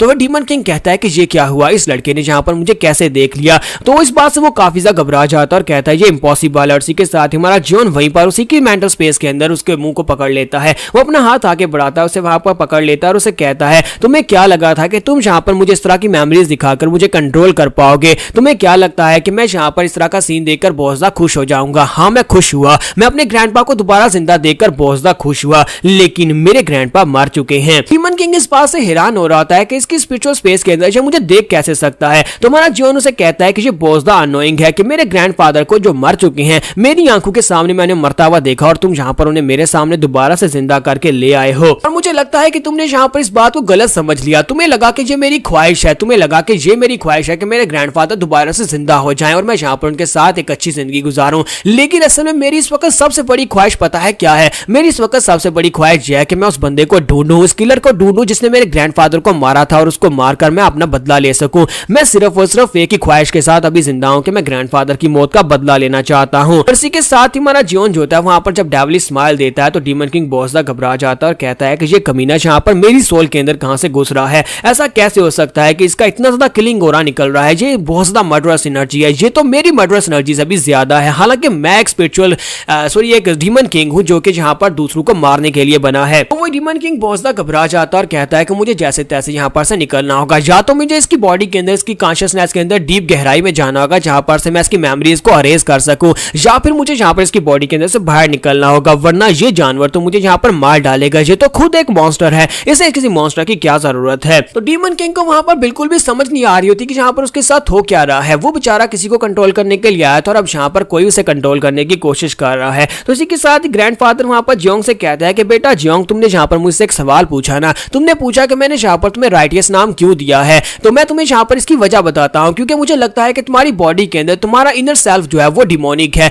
इसलिए मैं तुम्हें हमेशा कहता हूँ कि कभी अपनी इनर एनर्जी को हावी मत होने देना। इसी वजह से तुम्हें मैंने एक अच्छा नाम दिया, एक राइटियस नाम दिया, ताकि अपने नाम की वजह से तुम शांत हो जाओ। जैसे हमारा जियोन जो था अपने ग्रैंडफादर की बात सुनता है, इसी के साथ ही वो थोड़ी देर के लिए वहां पर रुक जाता है। डीमन किंग को वहां पर मौका मिल जाता है। तो डीमन किंग कहता है कि मुझे मौका मिल गया, इसके ग्रैंडफादर हमेशा से इसे कंट्रोल करते रहे हैं, वो नहीं चाहते थे कि इसकी इवल नेचर बाहर निकले। तो जैसे ही उसे वहां पर मौका मिलता है तो वो जल्दी से वहां पर से भागता है। वो कहता है मुझे भागकर जाना होगा, तो वो भागना स्टार्ट करता है, जबकि जॉन भी उसके पीछे भागता है। तो वो कहता है ये बंदा पागल है, मुझे जल्दी से जल्दी इसकी कॉन्शियसनेस के अंदर किसी डीप हिस्से के अंदर जाकर छुपना होगा ताकि मैं इससे बच सकूं। तो हमारा जॉन साइथ लेकर उसका पीछा करता है ताकि उसे पकड़कर मार सके, लेकिन वो उसके डीप कॉन्शियसनेस के अंदर चला जाता है और कहता है कि शुक्र है मैं वहां पर से बचकर निकल आया, अगर मैं वहीं पर रहता तो वो लड़का तो वहीं पर मुझे मार डालता। अब वो इवल स्पिरिट जो होती है हमारे जॉन की कॉन्शियसनेस के डीप गहराई के अंदर चली जाती है, गहराई के एरिया में जहां पर बहुत सारे पौधे होते हैं। तो वो गार्डन को देखकर बहुत ज्यादा हैरान होता है और कहता है कि ये कैसी स्पेस है, मैंने कभी किसी के बंदे की बॉडी के अंदर इस तरह की स्पेस बिल्कुल भी नहीं देखी,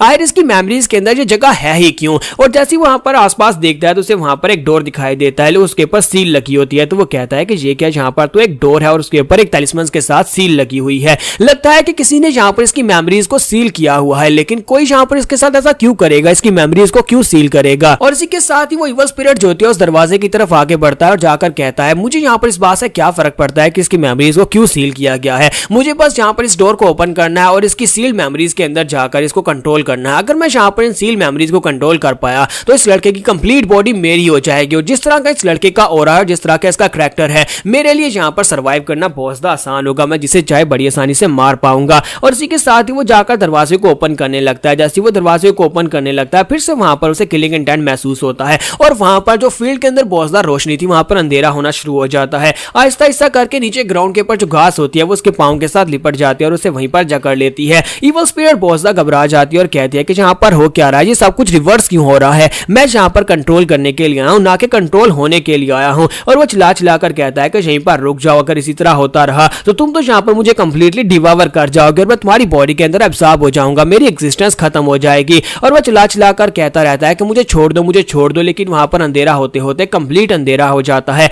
और जैसे ही वहां पर अंधेरा हो जाता है वो पूरी तरह से हमारे जोंग की बॉडी के अंदर एब्सॉर्ब हो जाता है और जोंग उसको डिवावर कर जाता है। उसके डिवावर हो जाने के बाद जोंग अपनी आंखें खोलता है और सामने की तरफ देखता है जहां पर वो शामन जो होता है वो अपना तलिस्मन लगाकर जाने की तैयारी कर रहा होता है कि वहां पर से चुपचाप निकल जाए, लेकिन इसी के साथ ही वो भी काफी ज्यादा घबरा जाता है और कहता है कि ये इम्पॉसिबल, ऐसा कैसे हो गया, ये लड़का इस तलिस्मन से बाहर कैसे निकला और इवल स्पिरिट ने इसको पोजेस कर लिया था, ये अपने आप बाहर कैसे आ गया है। तुम्हारा जॉन जो होता है अपने माथे के ऊपर से उस तलिस्मन को हटाता है और साथ ही वहां पर जितनी इवल स्पिरिट होती है, बची कुछ इवल स्पिरिट होती है, सारी की सारी भी उसकी बॉडी के अंदर एब्सॉर्ब हो जाती है। इवल स्पिरिट के उसकी बॉडी के अंदर एब्सॉर्ब होने के बाद उसी के साथ उसके पास से एक इवल स्पिरिट निकलती है। वो इवल स्पिरिट जो होती है वो पहले वाली इवल स्पिरिट से काफी ज्यादा अलग होती है, वो वहां पर शेप लेती है, वो एक डीमन मॉन्क होता है। तो हमारा जियोन उसे डीमन मॉन्क का नाम देता है। ऐसे लगता है जैसे हमारे जियोन ने उस इवल स्पिरिट को रिफाइन करके उसे अपनी इवल स्पिरिट बना लिया, जिसे वो अब यहाँ पर जैसे चाहे यूज कर सकता है। तो शामन जी देखने के बाद बहुत ज्यादा घबरा जाता है और कहता है कि ये कोई नॉर्मल सी इवल स्पिरिट नहीं है, बल्कि ये एक बहुत ही पावरफुल वेंजफुल स्पिरिट है। लगता है कि इस लड़के ने उस इवल स्पिरिट को अपनी बॉडी के अंदर वेंजफुल स्पिरिट में चेंज कर दिया। ये तो एक बहुत ही हाई क्लास की इवल स्पिरिट है।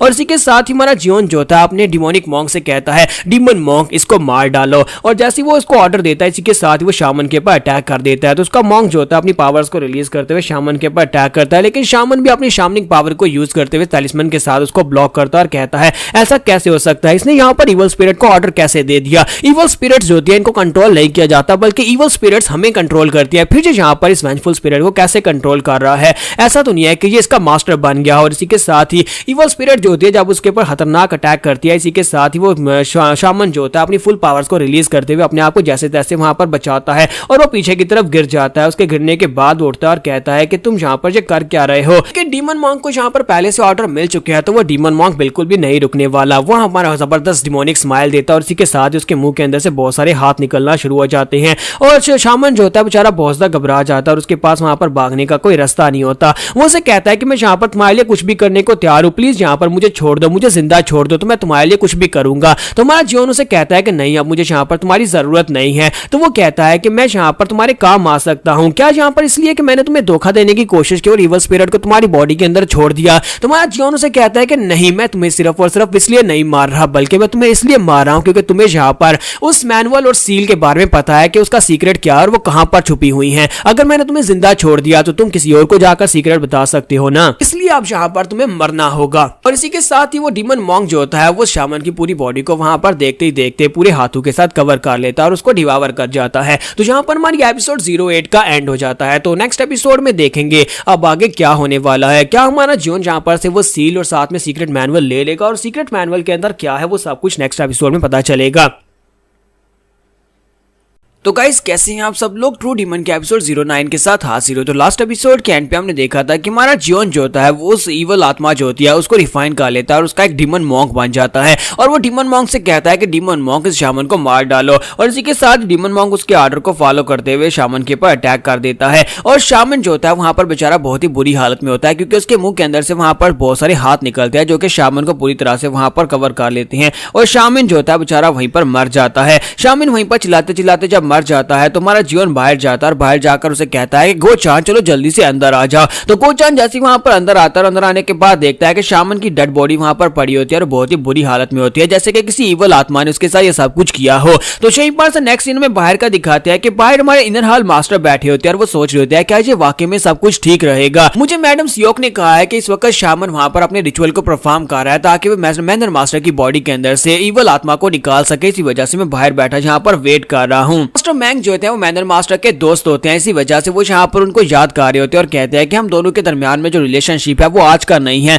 बल्कि ये सब कुछ होता है ये आज से तकरीबन 20 साल पहले स्टार्ट हुआ था। आज से 20 साल पहले हम दोनों एक मिशन के ऊपर गए थे जहां पर हमें पायरेट्स के साथ फाइट करनी थी। वहां पर हमारे आसपास बहुत सारे पायरेट्स थे, जहां पर मैं और मेरा दोस्त मॉक इंडियन हम दोनों वहां पर उन पायरेट्स के साथ फाइट कर रहे थे। हम दोनों ने अपनी कमर के साथ कमर जोड़कर उन पायरेट्स से फाइट की और उसके बाद से हम दोनों में काफी अच्छी दोस्ती हो गई। और यहाँ पर आने के बाद मैनर मास्टर ने मुझे यहाँ पर इनर मैनर मास्टर हाल बना इनर हाल का मैनर मास्टर बना दिया, जिसकी वजह से मेरे पास यहाँ पर वाइस पैट्रियार्च की पोजीशन है। लेकिन वो मेरे साथ बहुत ही अच्छे से बर्ताव करते हैं, इसी वजह से वो मेरे बहुत ही अच्छे दोस्त हैं और मैं यहाँ पर उनके साथ वफादार हूँ। साथ ही वो कहता है कि मैं यहाँ पर और ज्यादा नहीं रुक सकता, मुझे अंदर जाकर देखना चाहिए, क्योंकि लेडी सियोक ने मुझे वादा किया था कि यहाँ पर सब कुछ ठीक रहेगा। उन्होंने एक बहुत ही कमाल के शामन को बुलाया है जो कि बहुत ही अच्छा रिचुअल परफॉर्म कर सकता है और वो मैनर मास्टर को जल्दी से ठीक कर देगा। लेकिन मैं लेडी सियोक के ऊपर बिल्कुल भी भरोसा नहीं कर सकता, क्योंकि लेडी सियोक जो है वो फोर्थ जंग मास्टर से नफरत करती है, जबकि हमारे मैनर मास्टर जो है वो फोर्थ जंग मास्टर को अपना सक्सेसर बनाना चाहते हैं। बाकी के चारों बेटों में से सिर्फ और सिर्फ फोर्थ जंग मास्टर ऐसा है जो कि कल्टीवेशन के और मार्शल आर्ट्स के हिसाब से भी काफी ज्यादा बेहतर है, और ऊपर से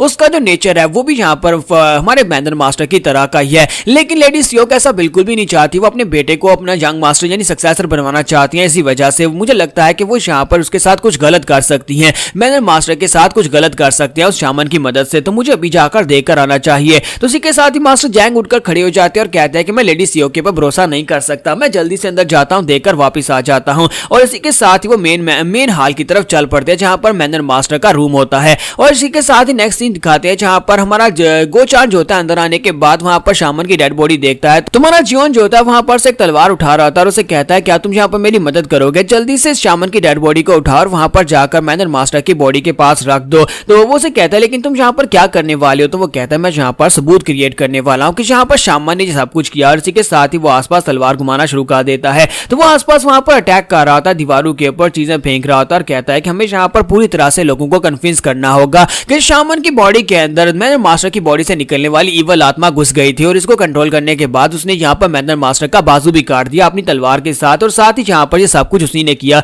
हमारे पर भी वो अटैक कर रहा था। और उसके बाद हम दोनों यहाँ पर आए और हम दोनों ने आकर इस मास्टर को सबड्यू किया, लेकिन इवल आत्मा ने यहाँ पर शामन को ही मार डाला। गोचान भी वहां पर सोच रहा था कि मुझे लगता है कि यहाँ पर काफी ज्यादा अच्छा प्लान है कि हम लोग यहाँ पर बाकी सभी लोगों को चकमा दे सके, लेकिन क्या बाकी के सभी लोग इस बारे में यकीन करेंगे, क्योंकि यहाँ पर मिस्ट्रेस यानी कि लेडी सियोक को धोखा देना बिल्कुल भी आसान नहीं है, जबकि वो खुद यहाँ पर शामन को लेकर आई थी। मुझे नहीं लगता कि हम लोग यहाँ पर उसको यहाँ पर बेवकूफ बना पाएंगे। गोचान उसे कहता है कि यंग मास्टर मुझे नहीं लगता कि आपका प्लान यहाँ पर काम करने वाला है। लेडी सियोक आपकी इस बात के ऊपर यकीन नहीं करेंगे, क्योंकि यहाँ पर जो कुछ भी दिखाई दे रहा है वो इतना प्रोमिनेंट नहीं है। तो इसी के साथ ही हमारा जियोन उसे कहता है अच्छा तो यहाँ पर ये बात है, मुझे लगता है कि हमें यहाँ पर इसको सच दिखाने के लिए कुछ और करना पड़ेगा, क्यों ना हम लोग यहाँ पर इसको थोड़ा रियल करके दिखाएं कि यहाँ पर वाकई में शामन ने ये सब कुछ किया है। तो अगर हमें इसे यहाँ पर रियल करके दिखाना है तो फिर हमें यहाँ पर एक टैक्टिक को यूज करना पड़ेगा। और इसी के साथ ही हमारा जियोन जो होता है वो अपनी तलवार को उठाता है और वहीं पर अपनी टांग के अंदर उसको दंसा देता है, तो वो वहां पर उसका ब्लड बहना शुरू हो जाता है। तो जियोन कहता है कि मुझे लगता है कि अब यहाँ पर काफी ज्यादा रियल लग रहा है। अब बाकी के सभी लोगों को तो इस बात के ऊपर यकीन हो ही जाएगा ना कि यहाँ पर शामन ने ही अटैक किया था और शामन ने यहाँ पर थर्ड यंग मास्टर को जख्मी कर दिया। तो गोचान कहता है कि ये बंदा वाकई में पागल है, इसने यहाँ पर इस सबको रियल दिखाने के लिए अपनी टांग को जख्मी कर दिया।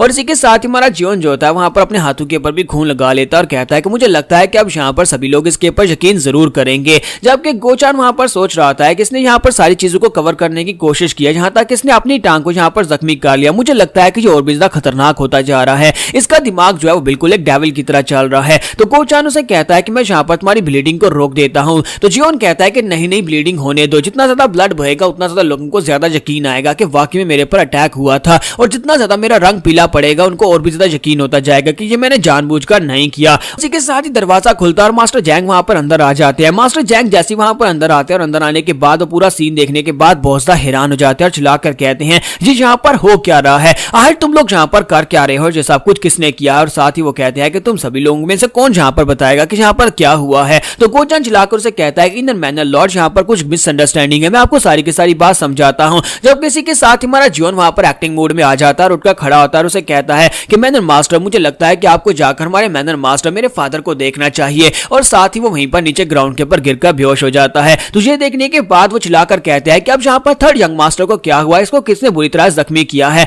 गोचान, क्या तुम यहाँ पर मुझे बताओगे कि यहाँ पर चल क्या रहा है, चलो जल्दी से सारी की सारी बात मुझे बता दो। और इसी के साथ ही गोचान जो होता है वहां पर हमारे जियोन की तरफ देखता है कि वो डेविली स्माइल दे रहा होता है, यानी कि वो बेहोश नहीं हुआ होता बल्कि एक्टिंग कर रहा होता है। तो गोचान कहता है कि ये बंदा मुझे लगता है कि बहुत ज्यादा खतरनाक है। तो यहाँ पर सारी की सारी एक्टिंग ही किए जा रहा है और उसके बाद वहां पर उनको सारी बात बता दी जाती है और मास्टर जैंग उनकी सारी बात को यकीन मान लेते हैं, यानी उनकी सारी बात के ऊपर यकीन कर लेते हैं। तो नेक्स्ट सीन जो होता है स्वर्ड मैनर के मेडिसिनल हॉल का दिखाया जाता है कि हमारे जियान को उठाकर वहीं पर बिस्तर के ऊपर डाल दिया जाता है, उसे वहां पर एडमिट किया जाता है और उसकी टांग के ऊपर पट्टी वगैरह की जाती है। तो जियान कहता है कि यहाँ पर तो हर तरफ सिर्फ और सिर्फ मेडिसिन और मुझे यहाँ पर बहुत सारी जड़ी बूटियों की स्मेल आ रही है। फिर साथ ही वो कहता है कि वहां पर उस इवल स्पिरिट ने बताया था कि मैनर मास्टर ने अपनी सील और साथ में सीक्रेट मैनुअल दोनों को यहीं पर हॉल के अंडरग्राउंड में ही किसी चैम्बर के अंदर रखा हुआ है। तो मैं यहाँ पर बिल्कुल परफेक्ट जगह के ऊपर आ गया हूँ, ट्रीटमेंट के बहाने से मैं यहाँ पर से वो दोनों चीजें निकाल लूंगा। लेकिन फिलहाल के लिए यहाँ पर बहुत सारे लोग हैं, लगता है कि रात होने का वेट करना पड़ेगा, रात के वक्त यहाँ पर मैं अपना ऑपरेशन शुरू करूंगा और उसके बाद जाकर वहां पर जाकर पैट्रियार्च की सील और साथ में सीक्रेट मैनुअल दोनों वहां पर से उठा लूंगा। पता नहीं उस सीक्रेट मैनुअल के अंदर मुझे क्या मिलने वाला है, लेकिन मुझे लगता है कोई स्पेशल चीज ही होगी। इसी के साथ ही दरवाजा खुलता है और गोचान अंदर आता है और उसे कहता है कि यंग मास्टर मैं यहाँ पर आ गया हूँ। तो वो उसे कहता है कि तुम काफी ज्यादा लेट हो गए हो,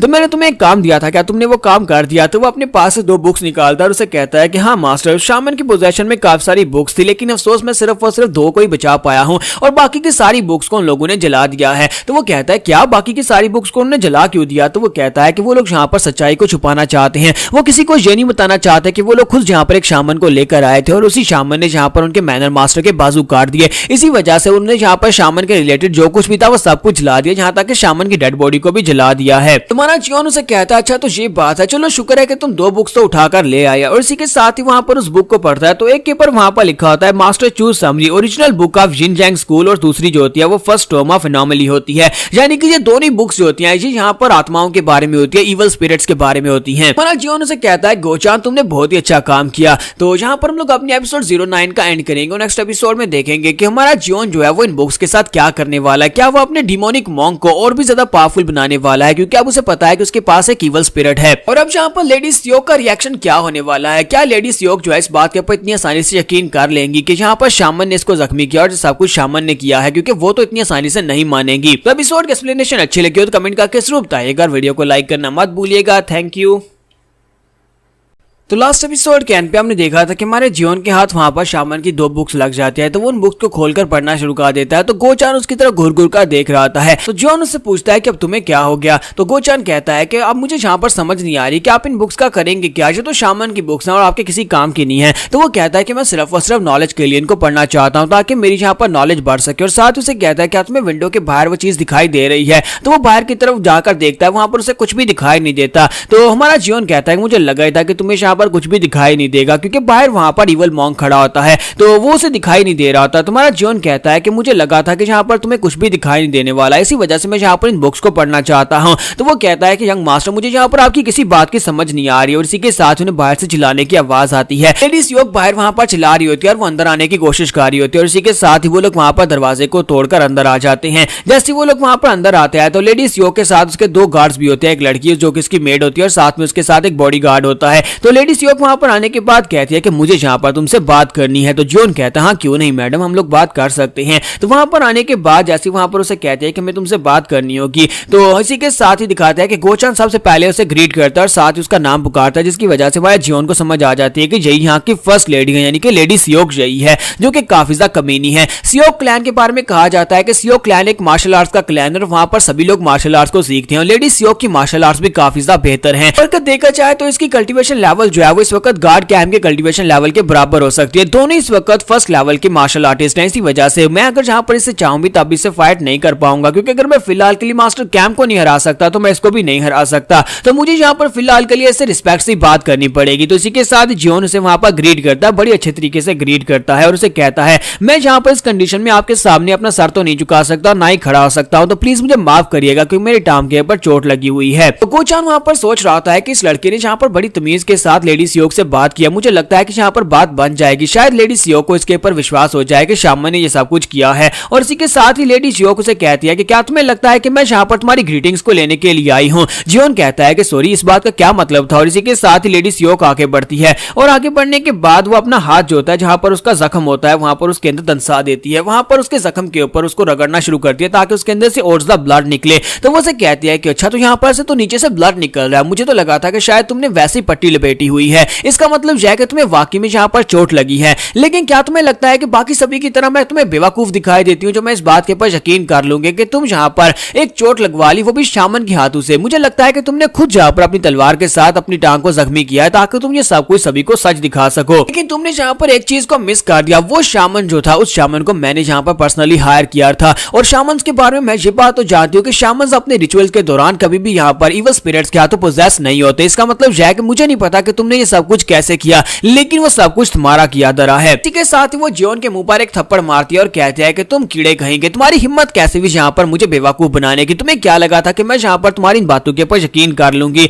और जियोन बेचारा उड़ता हुआ बिस्तर से भी नीचे जाकर दीवार के साथ पटकता है और वहां पर उसके गिरने के बाद लेडी सियोक उसे कहते हैं कि मैं यहाँ पर दोबारा अपने आप को बिल्कुल भी रिपीट नहीं करूंगी, मैं एक ही बार पूछूंगी कि क्या तुमने वहां पर कुछ सुना था या फिर तुमने कुछ देखा था, क्या तुम्हें यहाँ पर कुछ पता है कि मैनर मास्टर ने वहां पर क्या कहा। तुम्हारा जियोन जो था वहां पर नीचे गिरने के बाद साथ ही डेविल स्माइल देना शुरू कर देता है, फिर साथ ही वहां पर जोर जोर से हंसना शुरू कर देता है। तुम्हारा जियोन वहां पर पागलों की तरह जोर जोर से हंस रहा होता है। तो ये देखने के बाद लेडी सियोक कहती है कि कहीं तुम्हारा दिमाग तो नहीं खराब हो गया, चोट तो तुम्हारी टांग के ऊपर लगी है लेकिन तुम यहाँ पर पागलों की तरह हंस क्यों रहे हो। तुम्हारा जियोन हंसते हंसते वहां पर शांत हो जाता है, फिर साथ ही कहता है कि डिमोनिक मॉन्क जाओ मार डालो। और इसी के साथ उसका डिमन मॉन्क जो होता है वो खिड़की से अंदर आता है, बड़ी तेजी के साथ आगे बढ़ता है। वो लेडी सियोक को मारने के लिए आगे बढ़ता है, लेकिन लेडी सियोक की बॉडी के वो आर पार हो जाता है, लेकिन लेडी सियोक को वो टच नहीं कर पाता, जिसकी वजह से पीछे जाकर वो उसकी मेड को उठा लेता है। तो इस बात से लेडी सियोक भी काफी ज्यादा घबरा जाती है कि अभी अभी उसके पास से क्या गुजर कर गया, क्योंकि उसे कुछ दिखाई नहीं देता। और इसी के साथ ही दिखाते हैं कि इवल मॉन्क जो होता है वो जाकर उसकी नौकरानी को गले से पकड़कर ऊपर उठा लेता है, जिसकी वजह से उसकी हालत काफी ज्यादा खराब हो रही होती है।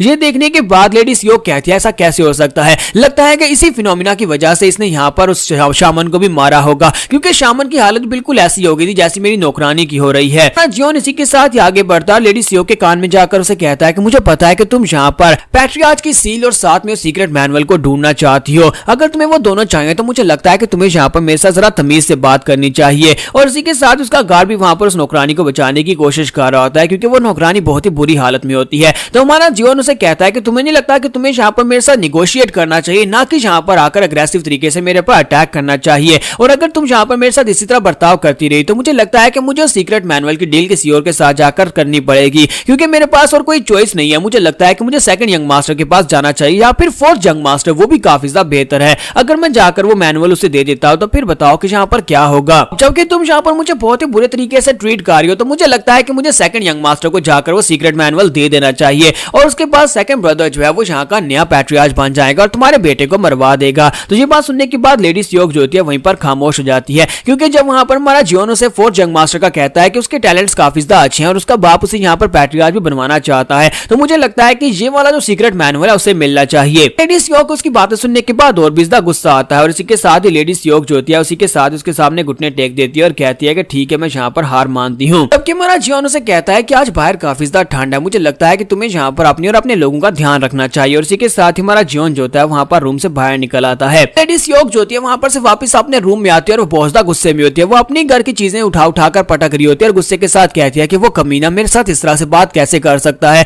अब पहले जब भी कभी मैं उसके साथ बात करने के लिए जाती थी वो हमेशा मुझसे डरा रहता था। जब भी मैं गुस्से के साथ उससे बात करती थी उसी वक्त वो एक भीगी बिल्ली बन जाता था और मुझे लगा था कि अगर मैं जाकर उसके ऊपर प्रेशर डालूंगी तो वो सारे का सारा सच उगल देगा। लेकिन आज उसकी आंखों में देखकर मुझे ऐसा लगा जैसे वो मॉ ग्योंगबुन है ही नहीं, जैसे कि वो कोई और बंदा हो जो कि उसकी बॉडी के अंदर आकर घुस गया हो। मैडम गुस्से के साथ कहती है कि मैंने इतनी ज्यादा मेहनत की मैनर मास्टर की सील और सीक्रेट मैनुअल को हासिल करने के लिए, मैं यहाँ पर अपनी मेहनत का फ्रूट किसी और को खाने कैसे दे सकती हूँ। तो उसका गार्ड उसे कहता है कि मैं अभी जाता हूँ वहां पर जाकर थर्ड जंग मास्टर को मार डालता हूँ, मेरे लिए ये काफी ज्यादा आसान है। तो मैडम उसे कहती है नहीं, उसे जान से नहीं मार सकते क्योंकि अगर उसने सीक्रेट मैनुअल किसी और को दे दिया तो फिर हमारे लिए काफी ज्यादा मुश्किल हो जाएगी। तो गार्ड उसे कहता है तो फिर हम लोग यहाँ पर क्या करेंगे। मैडम सियोक उसे कहते हैं कि अब जबकि उस लड़के ने यहाँ पर सबकी शुरुआत कर ही दिया है तो फिर ठीक है, इसका अंत तो मैं ही यहाँ पर करने वाली हूँ। तो वो उसे कहती है कि मैं चाहती हूँ कि तुम जाकर फिनिक्स पवेलियन के लोगों को शामन म्योशिन के बारे में बताओ कि म्योशिन यहाँ पर आकर मर गया है और उसे यह भी बताना है कि उसे किसने मारा है। तो ये बात सुनने के बाद वो कहता है कि आप वाकई में चाहते हैं कि मैं फिनिक्स पवेलियन के लोगों को इस बारे में बताऊं। तो फिनिक्स पवेलियन के बारे में बताया जाता है कि वो एक ऐसी ऑर्गेनाइजेशन होती है जहां पर शामन रहते हैं, शामन की अपनी एक ऑर्गेनाइजेशन है और म्योशिन जो शामन जहां पर आया था वो वहीं का एक ऑर्गेनाइजेशन का एक मेंबर था। इसी वजह से अगर उनकी ऑर्गेनाइजेशन के एक मेंबर को मारा गया है तो वो लोग यहाँ पर उसका बदला लेने के लिए जरूर आएंगे। लेडी सियोक कहती है कि एक बार यहाँ पर फिनिक्स ऑर्गेनाइजेशन के लोगों को पता चल गया कि तुमने उनके एक शामन को मार दिया है तो वो लोग यहाँ पर तुम्हें ढूंढ निकालेंगे, चाहे कहीं से भी वो तुम्हें ढूंढ कर जरूर मार डालेंगे। इसके साथ ही नेक्स्ट सीन जो होता है मेडिसिनल हॉल का ही दिखाया जाता है जहां पर हमारा जियोन अपने रूम के अंदर रेस्ट कर रहा होता है। उसे वहां पर एक रूम दिया गया होता है और वहां पर वो बुक्स को पढ़ रहा होता है जो बुक्स वहां पर उसे शामन के पास से मिली थी। तो उसे पता चलता है कि यहाँ पर इवल स्पिरिट किसे कहते हैं। जब एक इंसान मर जाता है तो उसकी बॉडी के अंदर जो स्पिरिट होती है अगर उसके अंदर रिजेंटमेंट हो यानी गुस्सा हो या फिर उसके अंदर कोई ग्रज हो तो वो यहाँ पर इवल स्पिरिट बन जाती है। इवल स्पिरिट की जो स्ट्रेंथ होती है वो काफी सारी कंडीशंस के ऊपर डिपेंड करती है। उनमें से सबसे पहली स्पिरिट होती है वो रेड स्पिरिट होती है। रेड स्पिरिट जो कि अपने आप को दूसरी चीजों के साथ जोड़कर रखती है, किसी डेड बॉडी के साथ या फिर जिंदा इंसान के साथ जोड़कर नहीं रख सकती और वो इतनी खतरनाक नहीं होती। ऑरेंज स्पिरिट्स जो होती हैं ये थोड़ी खतरनाक होती है जो कि इंसान को पोजेस कर लेती है और उनके पास से तरह तरह के काम करवाती हैं। जबकि येलो स्पिरिट जो होती है वो इंसान की बॉडी से अलग हो सकती हैं और ये अपना एक रूप ले सकती हैं और किसी को भी जान से भी मार सकती हैं। हमारा जॉन इसी के साथ ही अपने डिमोनिक मॉन्क को वहां पर बुलाता है और उसकी तरफ देखता है और कहता है कि इसकी आंखों के अंदर से येलो कलर निकल रहा है, मुझे लगता है कि ये एक येलो स्पिरिट है। तो ये तो बहुत ही अच्छी बात है कि मुझे यहाँ पर इसके बारे में पता चल गया कि ये एक येलो स्पिरिट है। जॉन जो होता है अपने डीमन मॉन्क को वहां पर यूज कर रहा होता है, अंडरग्राउंड में भेज रहा होता है क्योंकि वो किसी भी जगह के अंदर आ जा सकती है तो उसे भेजा होता है ताकि अंडरग्राउंड में देख कर आए कि वहां पर दरवाजा कहां पर और वो कैसे ओपन होगा ताकि वो अंडरग्राउंड में जाकर पैट्रियार्च की सील और सीक्रेट मैनुअल ले सके। तो यहाँ पर हम लोग अपनी एपिसोड 10 का एंड करेंगे। नेक्स्ट एपिसोड में देखेंगे क्या हमारा जॉन यहाँ पर से पैट्रियार्च की सील और साथ में सीक्रेट मैनुअल ले पाएगा और क्या लेडी सियोक यहाँ पर उसे इतनी आसानी से छोड़ देगी।